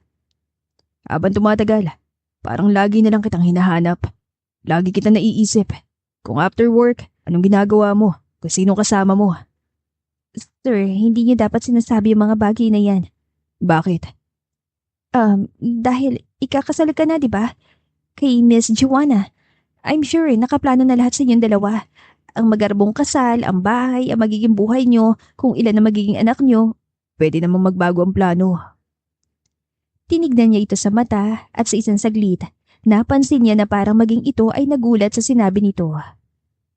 Sorry kung hindi ka komportable sa usapan. Hindi naman sa ganon, pero kasi, huwag na sana nating gawing mas mahirap ang sitwasyon natin. Hindi ko naman intensyon, sorry. Hindi ko na lang talaga kayang sarilinin na lang tong feeling na to. At gusto kong malaman kung ganun ka rin. Gusto kong malaman na hindi lang ako nahihirapan. Na somehow, pareho tayong nararamdaman. Sir. Alam kong sa papel ang dapat tong sa atin, pero Caitlin. Caitlin? First name basis na ba tayo ngayon? Biro pa niya. Kung pwede sana. I mean, we've already kissed anyway and, Sir? JM na lang please. Kapag tayong dalawa lang, JM na lang. Pero, teka. Pero paano si Miss Joanna? Kung iba lang ang sitwasyon, si Caitlin na siguro ang pinakamaligayang babae sa balat ng lupa. Sino ba naman na mag-aakala na may in love sa kanilang big boss? Ang bilyonaryo, guwapo at matipunong si Juan Miguel, na ang lumang kasunduan ng kanilang mga lolo ay magkakatotoo pala sa huli. Yun ay kung walang Joanna Bernabe sa usapan. Hindi na dapat siya dumalo sa charity ball na yon ng kumpanya, pero pinakiusapan niya si Juan Miguel at sino ba naman siya para tumanggi. Sa isang garden resort, ginanap ang formal na pagtitipon kung saan imbitado ang mayayaman at kilalang tao sa larangan ng real estate at architecture.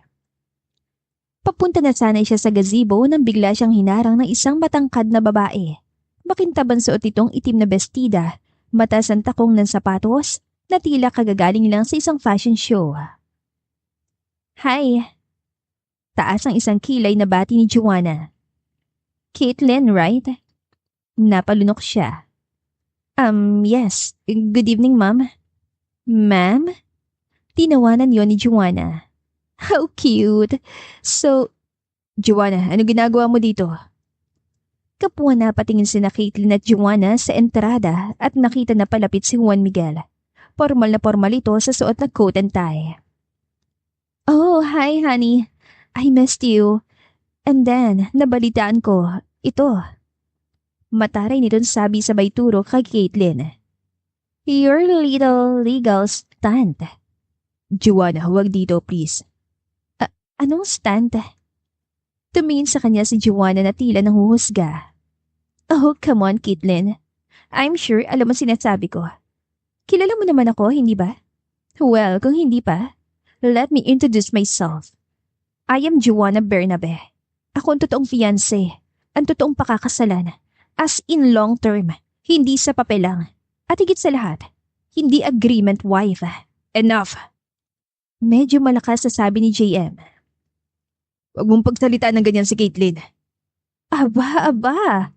Ano to? You're defending her now? Lumapit pa ito kay JM. Hindi ba dapat ako yung dinidefend mo dahil ako yung magiging asawa mo? Joanna, matagal na nating alam na arrange lang ang engagement natin. It was never romantic. At sa tingin mo may pakialam ako? Pagalit itong tanong. Ang mahalaga sa akin ay ang sasabihin ng public, ang kahihiyan ko. Alam mo ba na may natatanggap na akong messages asking kung totoong chismis na matagal ka na palang kasal sa iba? My God, Juan Miguel, imagine the scandal! Napaurong si Caitlin dahil kahit na papano ay alam niya ang sakit na nararamdaman ni Joanna ng mga oras na yon. I'm sorry. Di mo kailangang humingi na sorry sa kanya, Caitlin. Putol ni JM. Pinanlakihan naman yon ng mga mata ni Joanna. At talagang kinakampihan mo pa siya kaysa sa akin? Wala akong kinakampihan, pero sana marunong ka rumispeto. Respeto? Mapakla ang tawa nito. Paano ang respeto sa akin? Sa dignidad ko. Juan Miguel, niloko mo ko. At ang masakit pa nun, kung hindi pa ako bumalik sa Pilipinas, hindi mo pa ako kakausapin. Hindi kita niloko, Joanna. Wala namang kami. Sa umpisa ay napatingin siya kay JM, pero agad din siyang yumuko. Walang sila. Totoo naman, pero masakit pala yun kapag nanggaling mismo sa binata. Ilan sandali lang ay naramdaman niyang palapit si Joanna. Hanggang sa masyado na itong malapit sa kinatatayuan niya. Caitlin, right? You better listen carefully. Kung sa tingin mo ay magiging totoong kasal niyo sa papel. Wake up, girl! Gusto nang umiyak ni Caitlin pero pinilit niyang magpakatatag. Ano bang gusto mong mangyari? Simple. Stay away from my Juan Miguel. Joanna. Sa pagkakataong yon ay may galit na sa tono ni JM. Huwag mo siyang didiktahan sa gusto at hindi niya gustong gawin. Pero kaya kong diktahan na nakikita ng publiko. Kaya ikaw, babae, huwag mong hintayin na ilabas kong sikreto niyong ito. Dahil hindi ako titigil hanggat hindi nasisira ang pangalan mo. I'll be blunt. Itong buong secret marriage yung dalawa sa papel, sasabog to. At kapag nangyari yon, ang pangalan mong unang masusunog, Juan Miguel. Third-party speculation, legality scandals, shareholders panicking. Ayaw mo ng ganon, hindi ba? Napakagatlabi si Caitlin. Hindi dahil sa guilty siya, kundi dahil sa may katotohanan ng mga sinabi ni Joanna. Kaya ito yung suggestion ko sa inyo. Bilisan yung proseso ng annulment. I-announce nyo professionally at tutulungan ko pa kayo linisin ng lahat ng kalat na ginawa nyo. Bago pa mahuli ang lahat. Excuse me. Maiwan ko na muna kayo. No, Caitlin. Dito ka lang. Matigas itong sabi. Joanna, hindi ba sabi ko, ginagawa namin ng paraan. May lawyers handling it. Oh, talaga? Alam mo ba mga chismis na kumakalat ngayon? Na ikinasal na nga raw kayo sa Tagaytay, na inakit ka nitong babaeng to para magkaroon ng posisyon sa kumpanya. Nabuntis siya kaya buntis? Ako? Imposible naman yon, kalokohan. Alam ko. Because my Juan Miguel would never want someone like you. Pero paniniwalaan ng mga tao ang gusto lang paniwalaan lalo na't juicy ang story. At itong sa inyong dalawa, it's super juicy for those people. Joanna, salamat sa concern pero please, huwag ka na makialam sa proseso. Makikialam ako hanggat may papeles pa rin na nagpapatunay na kasal ka sa babaeng yan, Juan Miguel.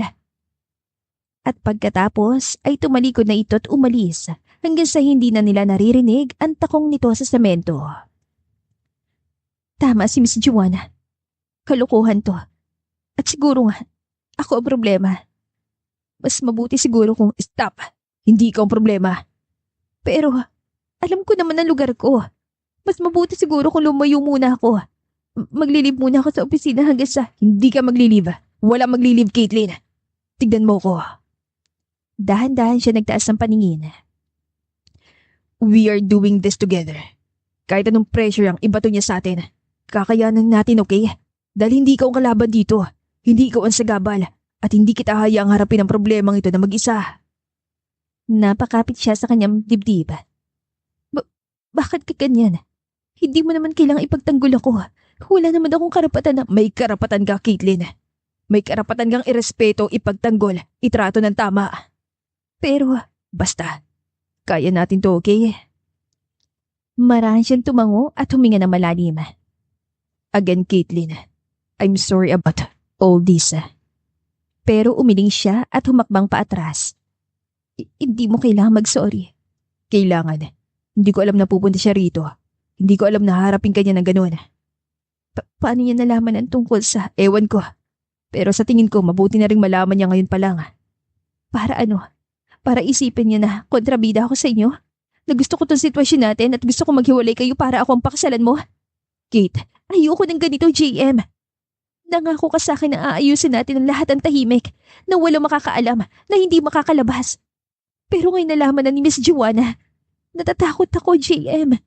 Natatakot ako sa kaya niyang gawin para masira ako. Ako ang bahala sa kanya, you hear me? I will talk to her. I promise. Hindi ko papayagan na may mangyaring masama sa'yo. Ramdam agad ni Caitlin ang kakaibang tingin sa kanya ng mga tao sa opisina, kaya yumuko na lamang siya habang naglalakad. Pero sadyang hindi niya maiiwasan ang ilang kasamahan na para bang ipinanganak para makichismis. Uy, good morning, Mrs. Aragon. Bati ni Ivy na isa sa mga kabiruan niya. Ninitian lang niya ito at ilang sandali lang ay may narinig siyang bulungan sa umpukan sa sulok ng reception area. Sabi nila biglaan daw. Paano nangyari yun? Hindi naman sila close si boss, di ba? Baka naman nilandi. O baka ginayuma. Nako, mabuti na lang talaga't malakas ang self-control ko. Dahil kung hindi, hindi lang report sa HR ang mapapala yung mga maritas kayo. Kahit gusto na niyang kainin na lang ng lupa, ay nagtuloy-tuloy lang siya sa paglalakad. At bago pa siya makaupo sa kanyang desk, ay bumukas ang pinto ng main office. Miss Reyes, come with me for a moment please. Buong floor natahimik at lahat napatingin sa kanila kaya wala na siya nagawa kundi ang sumunod kay GM sa conference room. Pagpasok nila ay agad itong sinarang pinto. Caitlin, narinig ko yung mga usap-usapan sa labas. At don't worry, hindi na mauulit yun. Ginawan ko na ng paraan.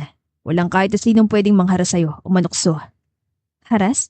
Hindi naman nila ako yung hinaharas. Sadyang mga chismosa lang ang ilan sa kanila.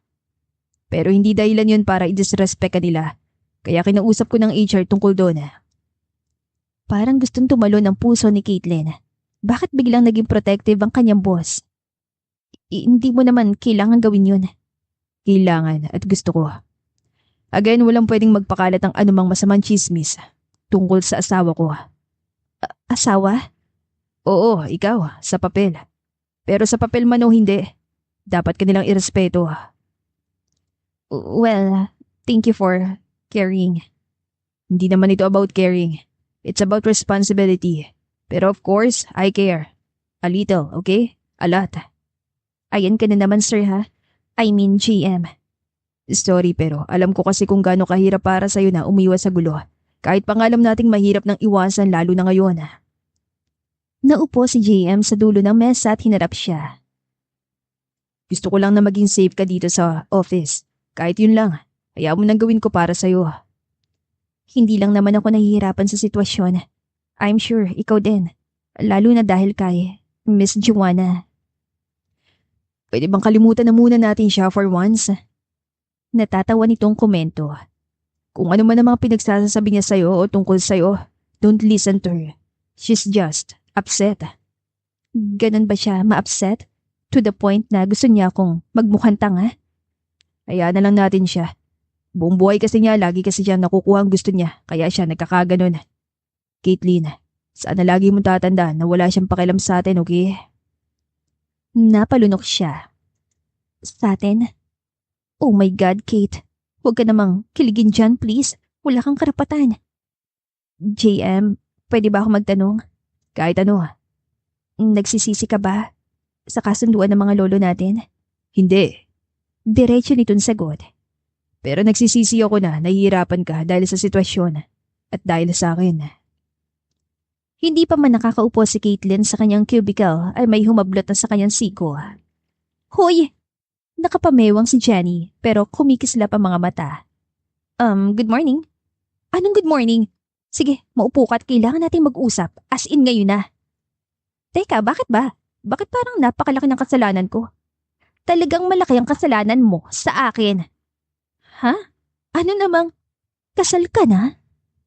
Pabulong na tanong ni Jenny, pero kitang ugat ito sa leeg.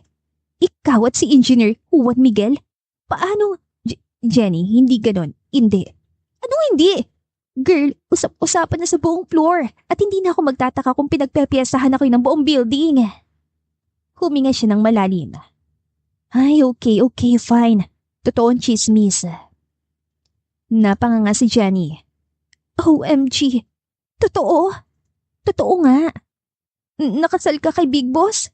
Nakasal ako kay Big Boss. Pero paano? Jenny, teka nga. Lumapit si Jenny sa kinaupuan niya at hinarap siya. Kate, paano? Bakit? Kailan? Saan? Mahabang kwento, okay? Naku girl, I have the entire day. Simulan mo na magkwento, ngayon na. Napailing na lang siya dahil alam niyang wala na siyang magagawa. Okay, fine. Ganito kasi yon. Yung mga lolo namin may usapan. Nalaman na lang ni Sir tungkol sa lumang kasunduan na kasal na nga kami nung nag-aayos siya ng papeles para sa kasal nila ni Miss Joanna. Oh my God! At hindi mo sinabi sa akin. Ano ba ako sa'yo? Hindi ba best friends tayo? Bakit parang ako pa yung huling nakaalam? Sorry na, hindi ko rin alam eh. At saka si Sir ang may sabi na dapat walang makaalam pero ayun nga. Kaya sorry na. Tampo ako ng slight. Umira pa ito pero ngumiti rin sa huli. Sorry na, hindi ko rin alam ang gagawin sa totoo lang. Aba naman kahit naman ako. Pero girl, aminin mo, kinikilig ka. Sino ba naman ang hindi? Shh, Jenny, kahit gusto kong kiligan hindi pwede. At bakit hindi? Unang-una, sa papel lang naman yun. Pangalawa, kinakausap na namin ng lawyer para sa proseso ng pagpapasawalang bisa ng... Pagpapasawalang bisa?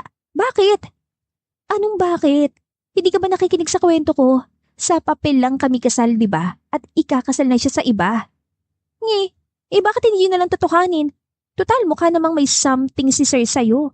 Kitang-kita naman sa tuwing kausap ka niya, Kate. As in, iba yung aura niya. Hoy, huwag kang ganyan.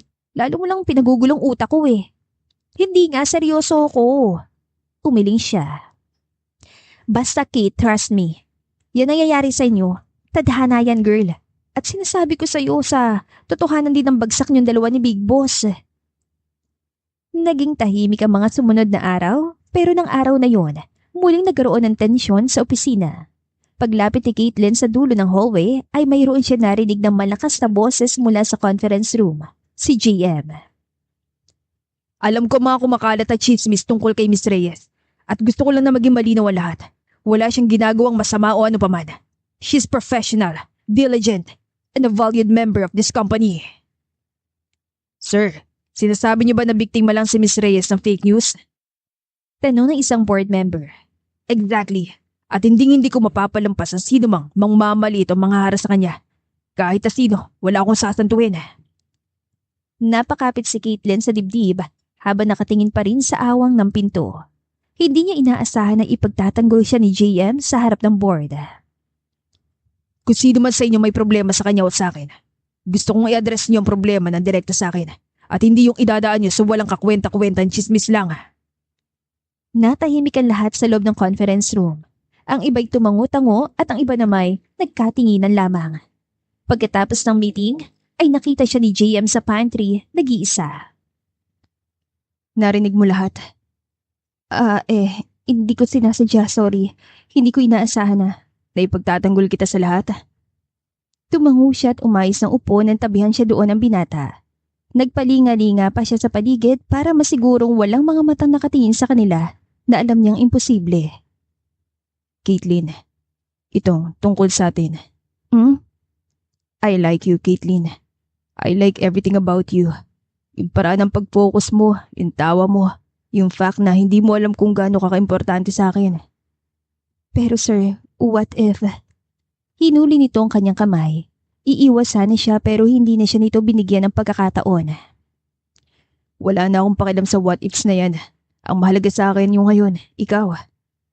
Dinaan na lang ni Caitlin sa ngiti dahil hindi niya alam kung paano tatanggapin ang narinig.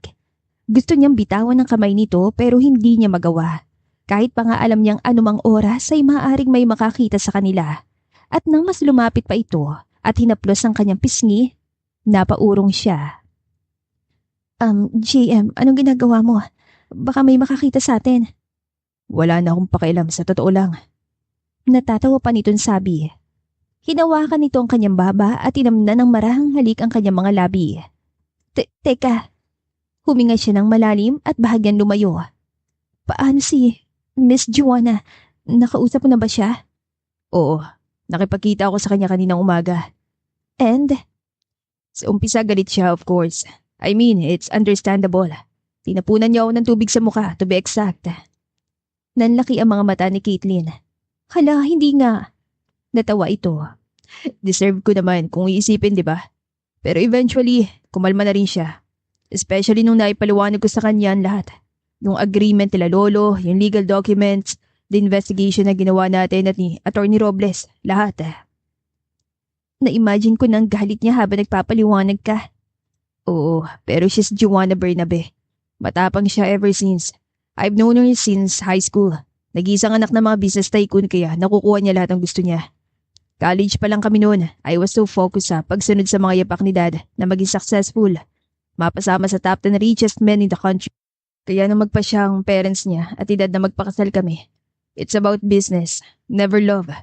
Kailangang mag-merge ng mga pamilya namin para sa isang expansion project. Okay naman si Joanna, to be honest. Matalino, elegante. Sabi ko sa sarili ko, what's there to lose? Ganun ako dati mag-isip. Pero nakilala kita. I mean, no, nagkaroon tayo ng chance na mas makilala ang isa't isa. Para nagbago na lahat sa akin. Tahimik lang na nakinig si Caitlin. Iyon yatang unang pagkakataon na nakapag-open up si JM tungkol sa buhay nito bilang isang Juan Miguel Aragon. So, nung sinabi ko sa kanya na hindi ko na kayang ituloy ang kasal namin, of course, she was hurt pero hindi dahil sa mahal niya ako, kundi dahil sa pride at kahiyan. Pero sa huli, nung ipaliwanag ko sa kanya nararamdaman ko, na ngayon lang ako nakaranas ng ganito na magmahal ng sobra. Na-realize niya na she wanted to experience the same thing. Real love. Na magpapakasal siya hindi lang dahil sa pangalan o sa negosyo, kundi dahil sa love. Sana makatagpo siya ng lalaki na mamahalin siya sa paraang gusto niya. I'm sure she will. She deserves to be happy. Sang-ayon nito. Hindi ba tayo nagiging unfair sa kanya? Umiling si JM. Siya na rin naman na may sabi na kahit paano, thankful na rin siya na nangyari to. Na hindi pa kami kasal. Magiging okay naman siya, di ba? Of course. Plano niyang bumalik sa Singapore next week. Itutunan lang daw muna niyang oras niya as the head of the retail company. Yun naman talagang gusto niya simula pa noon. Kaya don't worry, okay? Hindi mo kasalanan kung bakit kami naghiwalay o kung bakit hindi na matutuloy ang kasal namin. Hindi ko pa rin maiwasang isipin. Lalo na't yun ang lagi ko naririnig. Hey, listen to me. Mahal kita. Mahal mo talaga ako? Marahan itong tumango. Sigurado na ako doon ngayon. Hindi ko na matandaan kung kailan pero pagising ko isang araw, everything else stopped making sense. Yung mga plano, expectations, kahit yung mga importanteng business deals, lahat naging irrelevant. Parang wala nang halaga ang lahat kung mawawala ka sa dulo. At sabi ko sa sarili ko, hindi ako titigil hanggat hindi kita nagiging Mrs. Aragon. Naku ha, huwag kang ganyan. Baka maiyak ako dito ng di oras. As long as tears of joy, walang problema. At hindi na nga napigilan ni Caitlin na mapaluha. Agad namang pinahira ni JM ang kanyang pisngi. So wala na talaga kayo ni Miss Joanna? Ikaw nang pinili ko, Caitlin. Walang merger, walang ibang dahilan. Kung walang agreement si na lolo, mamahalin mo pa rin kaya ako? Sandali ito nag-isip. Sa tingin ko, oo. Sigurado ako nagagawa ang Diyos ang paraan para magkaroon tayo ng pagkakataong maging malapit sa isa't isa. Baka magkasama tayo sa isang out-of-town meeting. Then, mas-stranded tayo sa hotel o kaya mas-stuck tayo sa elevator. Magkakwentuhan, magkabiruan, tapos may love ako sa'yo. Natawa si Caitlin. Wow, akala ko ako lang ang mahilig mag-imagine ng mga ganyang senaryo. Yun ang akala mo. Matagal silang nagkatitigan at pagkatapos ay marang hinaplos si JM ang kanyang pisngi. Isang banayad na halik sa labi ang naramdaman niya. Isang halik na sagot sa lahat ng katanungan sa kanyang utak. Isang halik ng pagpapatawad. Isang halik ng paninindigan. Maliwanag ang buong bulwagan ng gabing yon. Bawat antigong gamit na nakadisplay ay may sari-sariling kwento at ang bawat panauhin ay tila naghahanda sa isang napakagandang balita. Nakatayo si Caitlin sa gilid ng hall. Mahigpit ang hawak sa baso ng wine. Kalmado siya kung titignan. Simple ang suot niyang itim na bestida. Magandang ngiti sa mga labi. Pero ang totoo, gusto na lang niyang maglaho. Corporate event lang to, Caitlin. Bakit ka ba kinakabahan? Bulong niya sa sarili habang pinagmamasdan ng mga bisita. Okay naman siya. Kalmado naman siya. Hanggang sa umakyat si JM sa entablado. Good evening everyone. Maraming salamat sa pagdalo sa event na to. Hindi lang para sa tagumpay ng Aragon Group kundi para sa pamilya. Sandali itong tumigil at hinanap si Caitlin sa mga bisita sa harap at nang makita siya'y napangiti ito. At gaya ng alam na lahat, pamilya naging pundasyon ng lahat ng ito. Ang pamilya Aragon ang bumuo sa mga kumpanya at ito rin ang dahilan kung bakit ito nananatiling matatag ngayon. Nagpalakpakan ang lahat. Ang iba'y nagbulungan. Normal lang dapat yon pero kilala niya si JM. May kakaiba rito ng gabing yon. Masyado itong seryoso. Masyadong formal. Kaya ngayong gabi, gusto kong opisyal na ipakilala sa lahat ang isang tao na espesyal sa akin. Muli itong tumingin sa kanyang direksyon at bahagya siyang itinuro sa pamamagitan ng pagtaas ng hawak nitong baso. My wife, Caitlin Reyes, Aragon. Literal na natigilan ng lahat. Parang pelikula na biglang nag-pause. Walang umimik, tumigil ang tugtog ng piano. At kahit ang flash ng mga kamera ay huminto. At si Caitlin, nanlaki ang mga mata, napanganga at natulala. Teka, ano to? Bulong niya sa sarili. At bago pa siya makagalaw ay bumaba na si JM mula sa entablado. Diretso papunta sa kanya. JM, sir, ano tong ginagawa mo? Mahina niyang tanong sa binata. Sabay baba ng hawak nitong mikropono. Anong wife ang pinagsasabi mo riyan? Oh, totoo naman, di ba? Nangingiti naman itong sagot. Ha? Teka, bakit mo ina-announce sa lahat?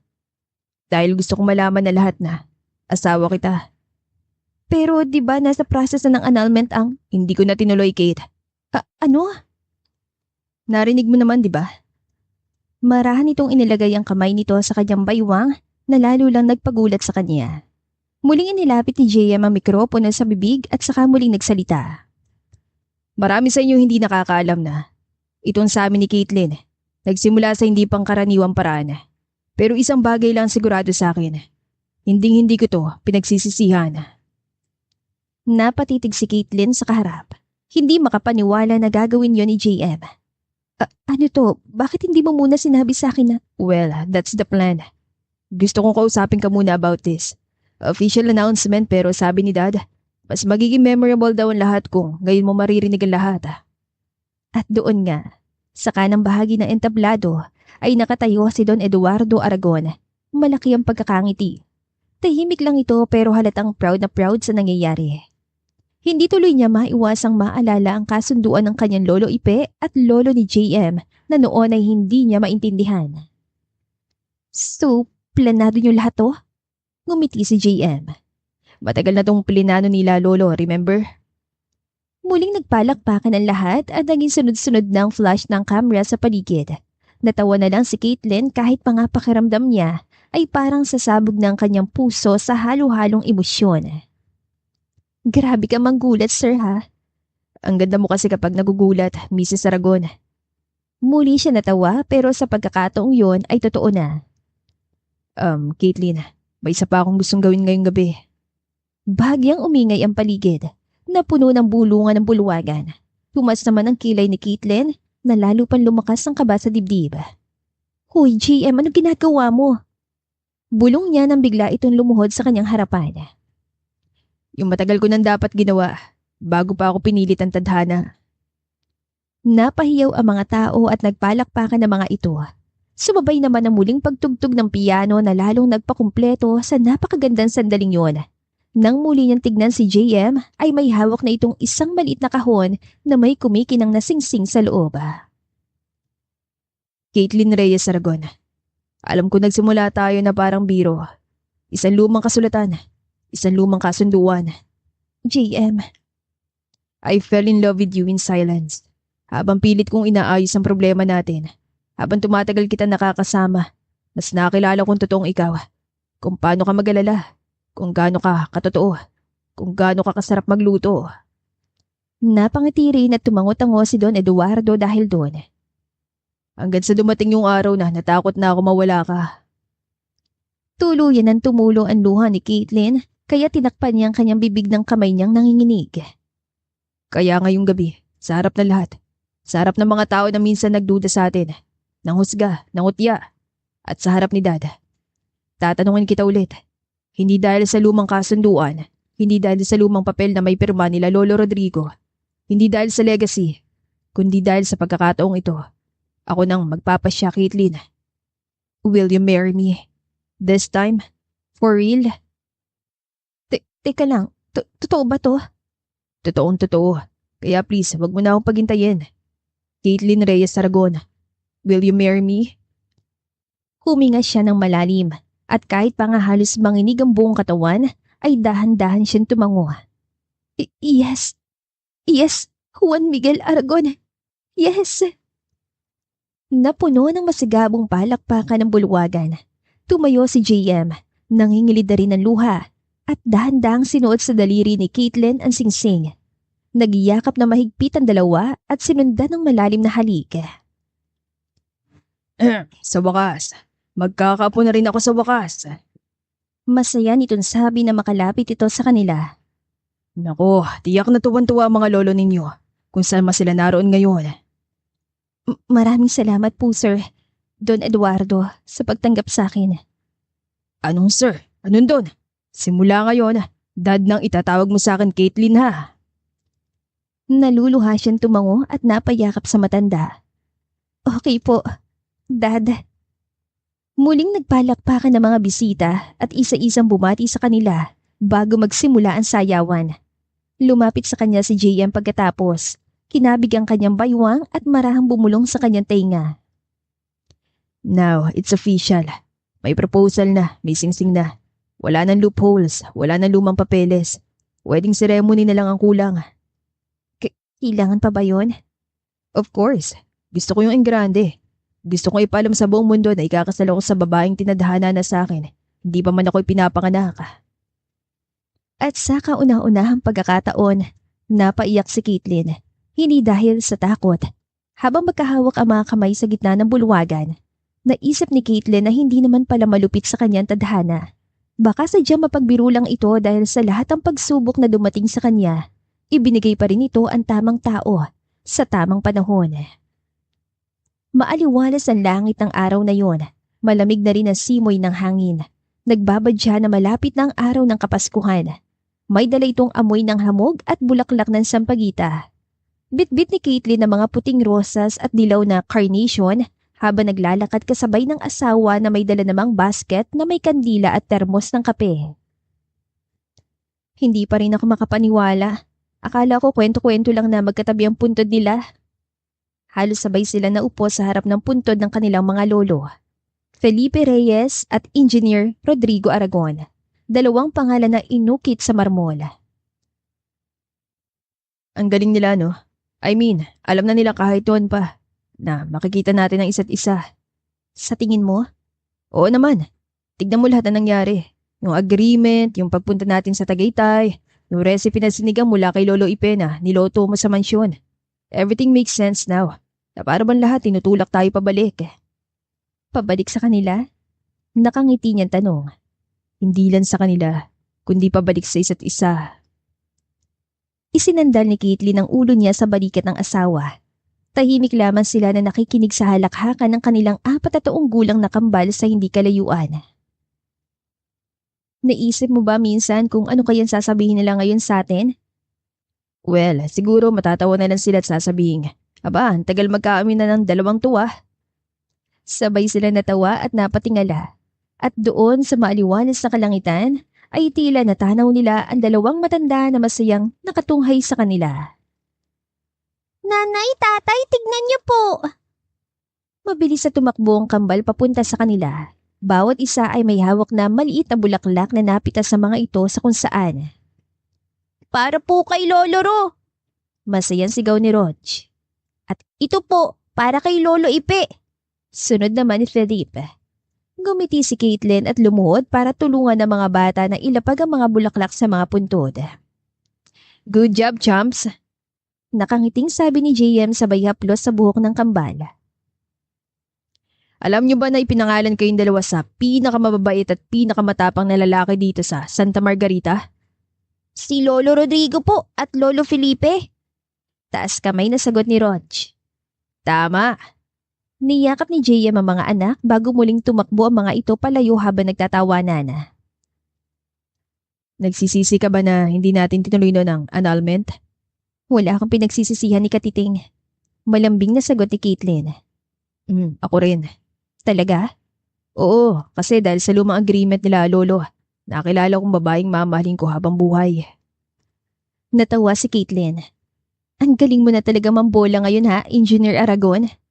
Hindi bola yon, Mrs. Aragon. Ikaw talaga yung babaeng pinangarap ko noon pa man. Ay mali, hindi pala. Dahil noon, hindi ko naman naisip na magmahal ng ganito. Ang importante lang sa akin noon, ang negosyo na iwan nila dad at lolo. Ang maging tulad nila successful na engineer. Wala sa plano ko mag-asawa, alam mo ba?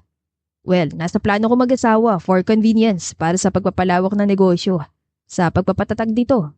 Pero yung mag-asawa ng my love, never sumagi sa isip ko yun. Because I never believed in love. Para sa akin, parang fairy tale lang ang pag-ibig. Pero simula nung malaman ko tungkol sa kasunduan nila lolo, na nagawa nilang makapagplano ng ganun ka, elaborate. Sabi ko, wow, siguro nga, love really exists. Dahil kung hindi naman sila mag-aaksay na mahabang panahon para pagtagpuin ng dalawang tao.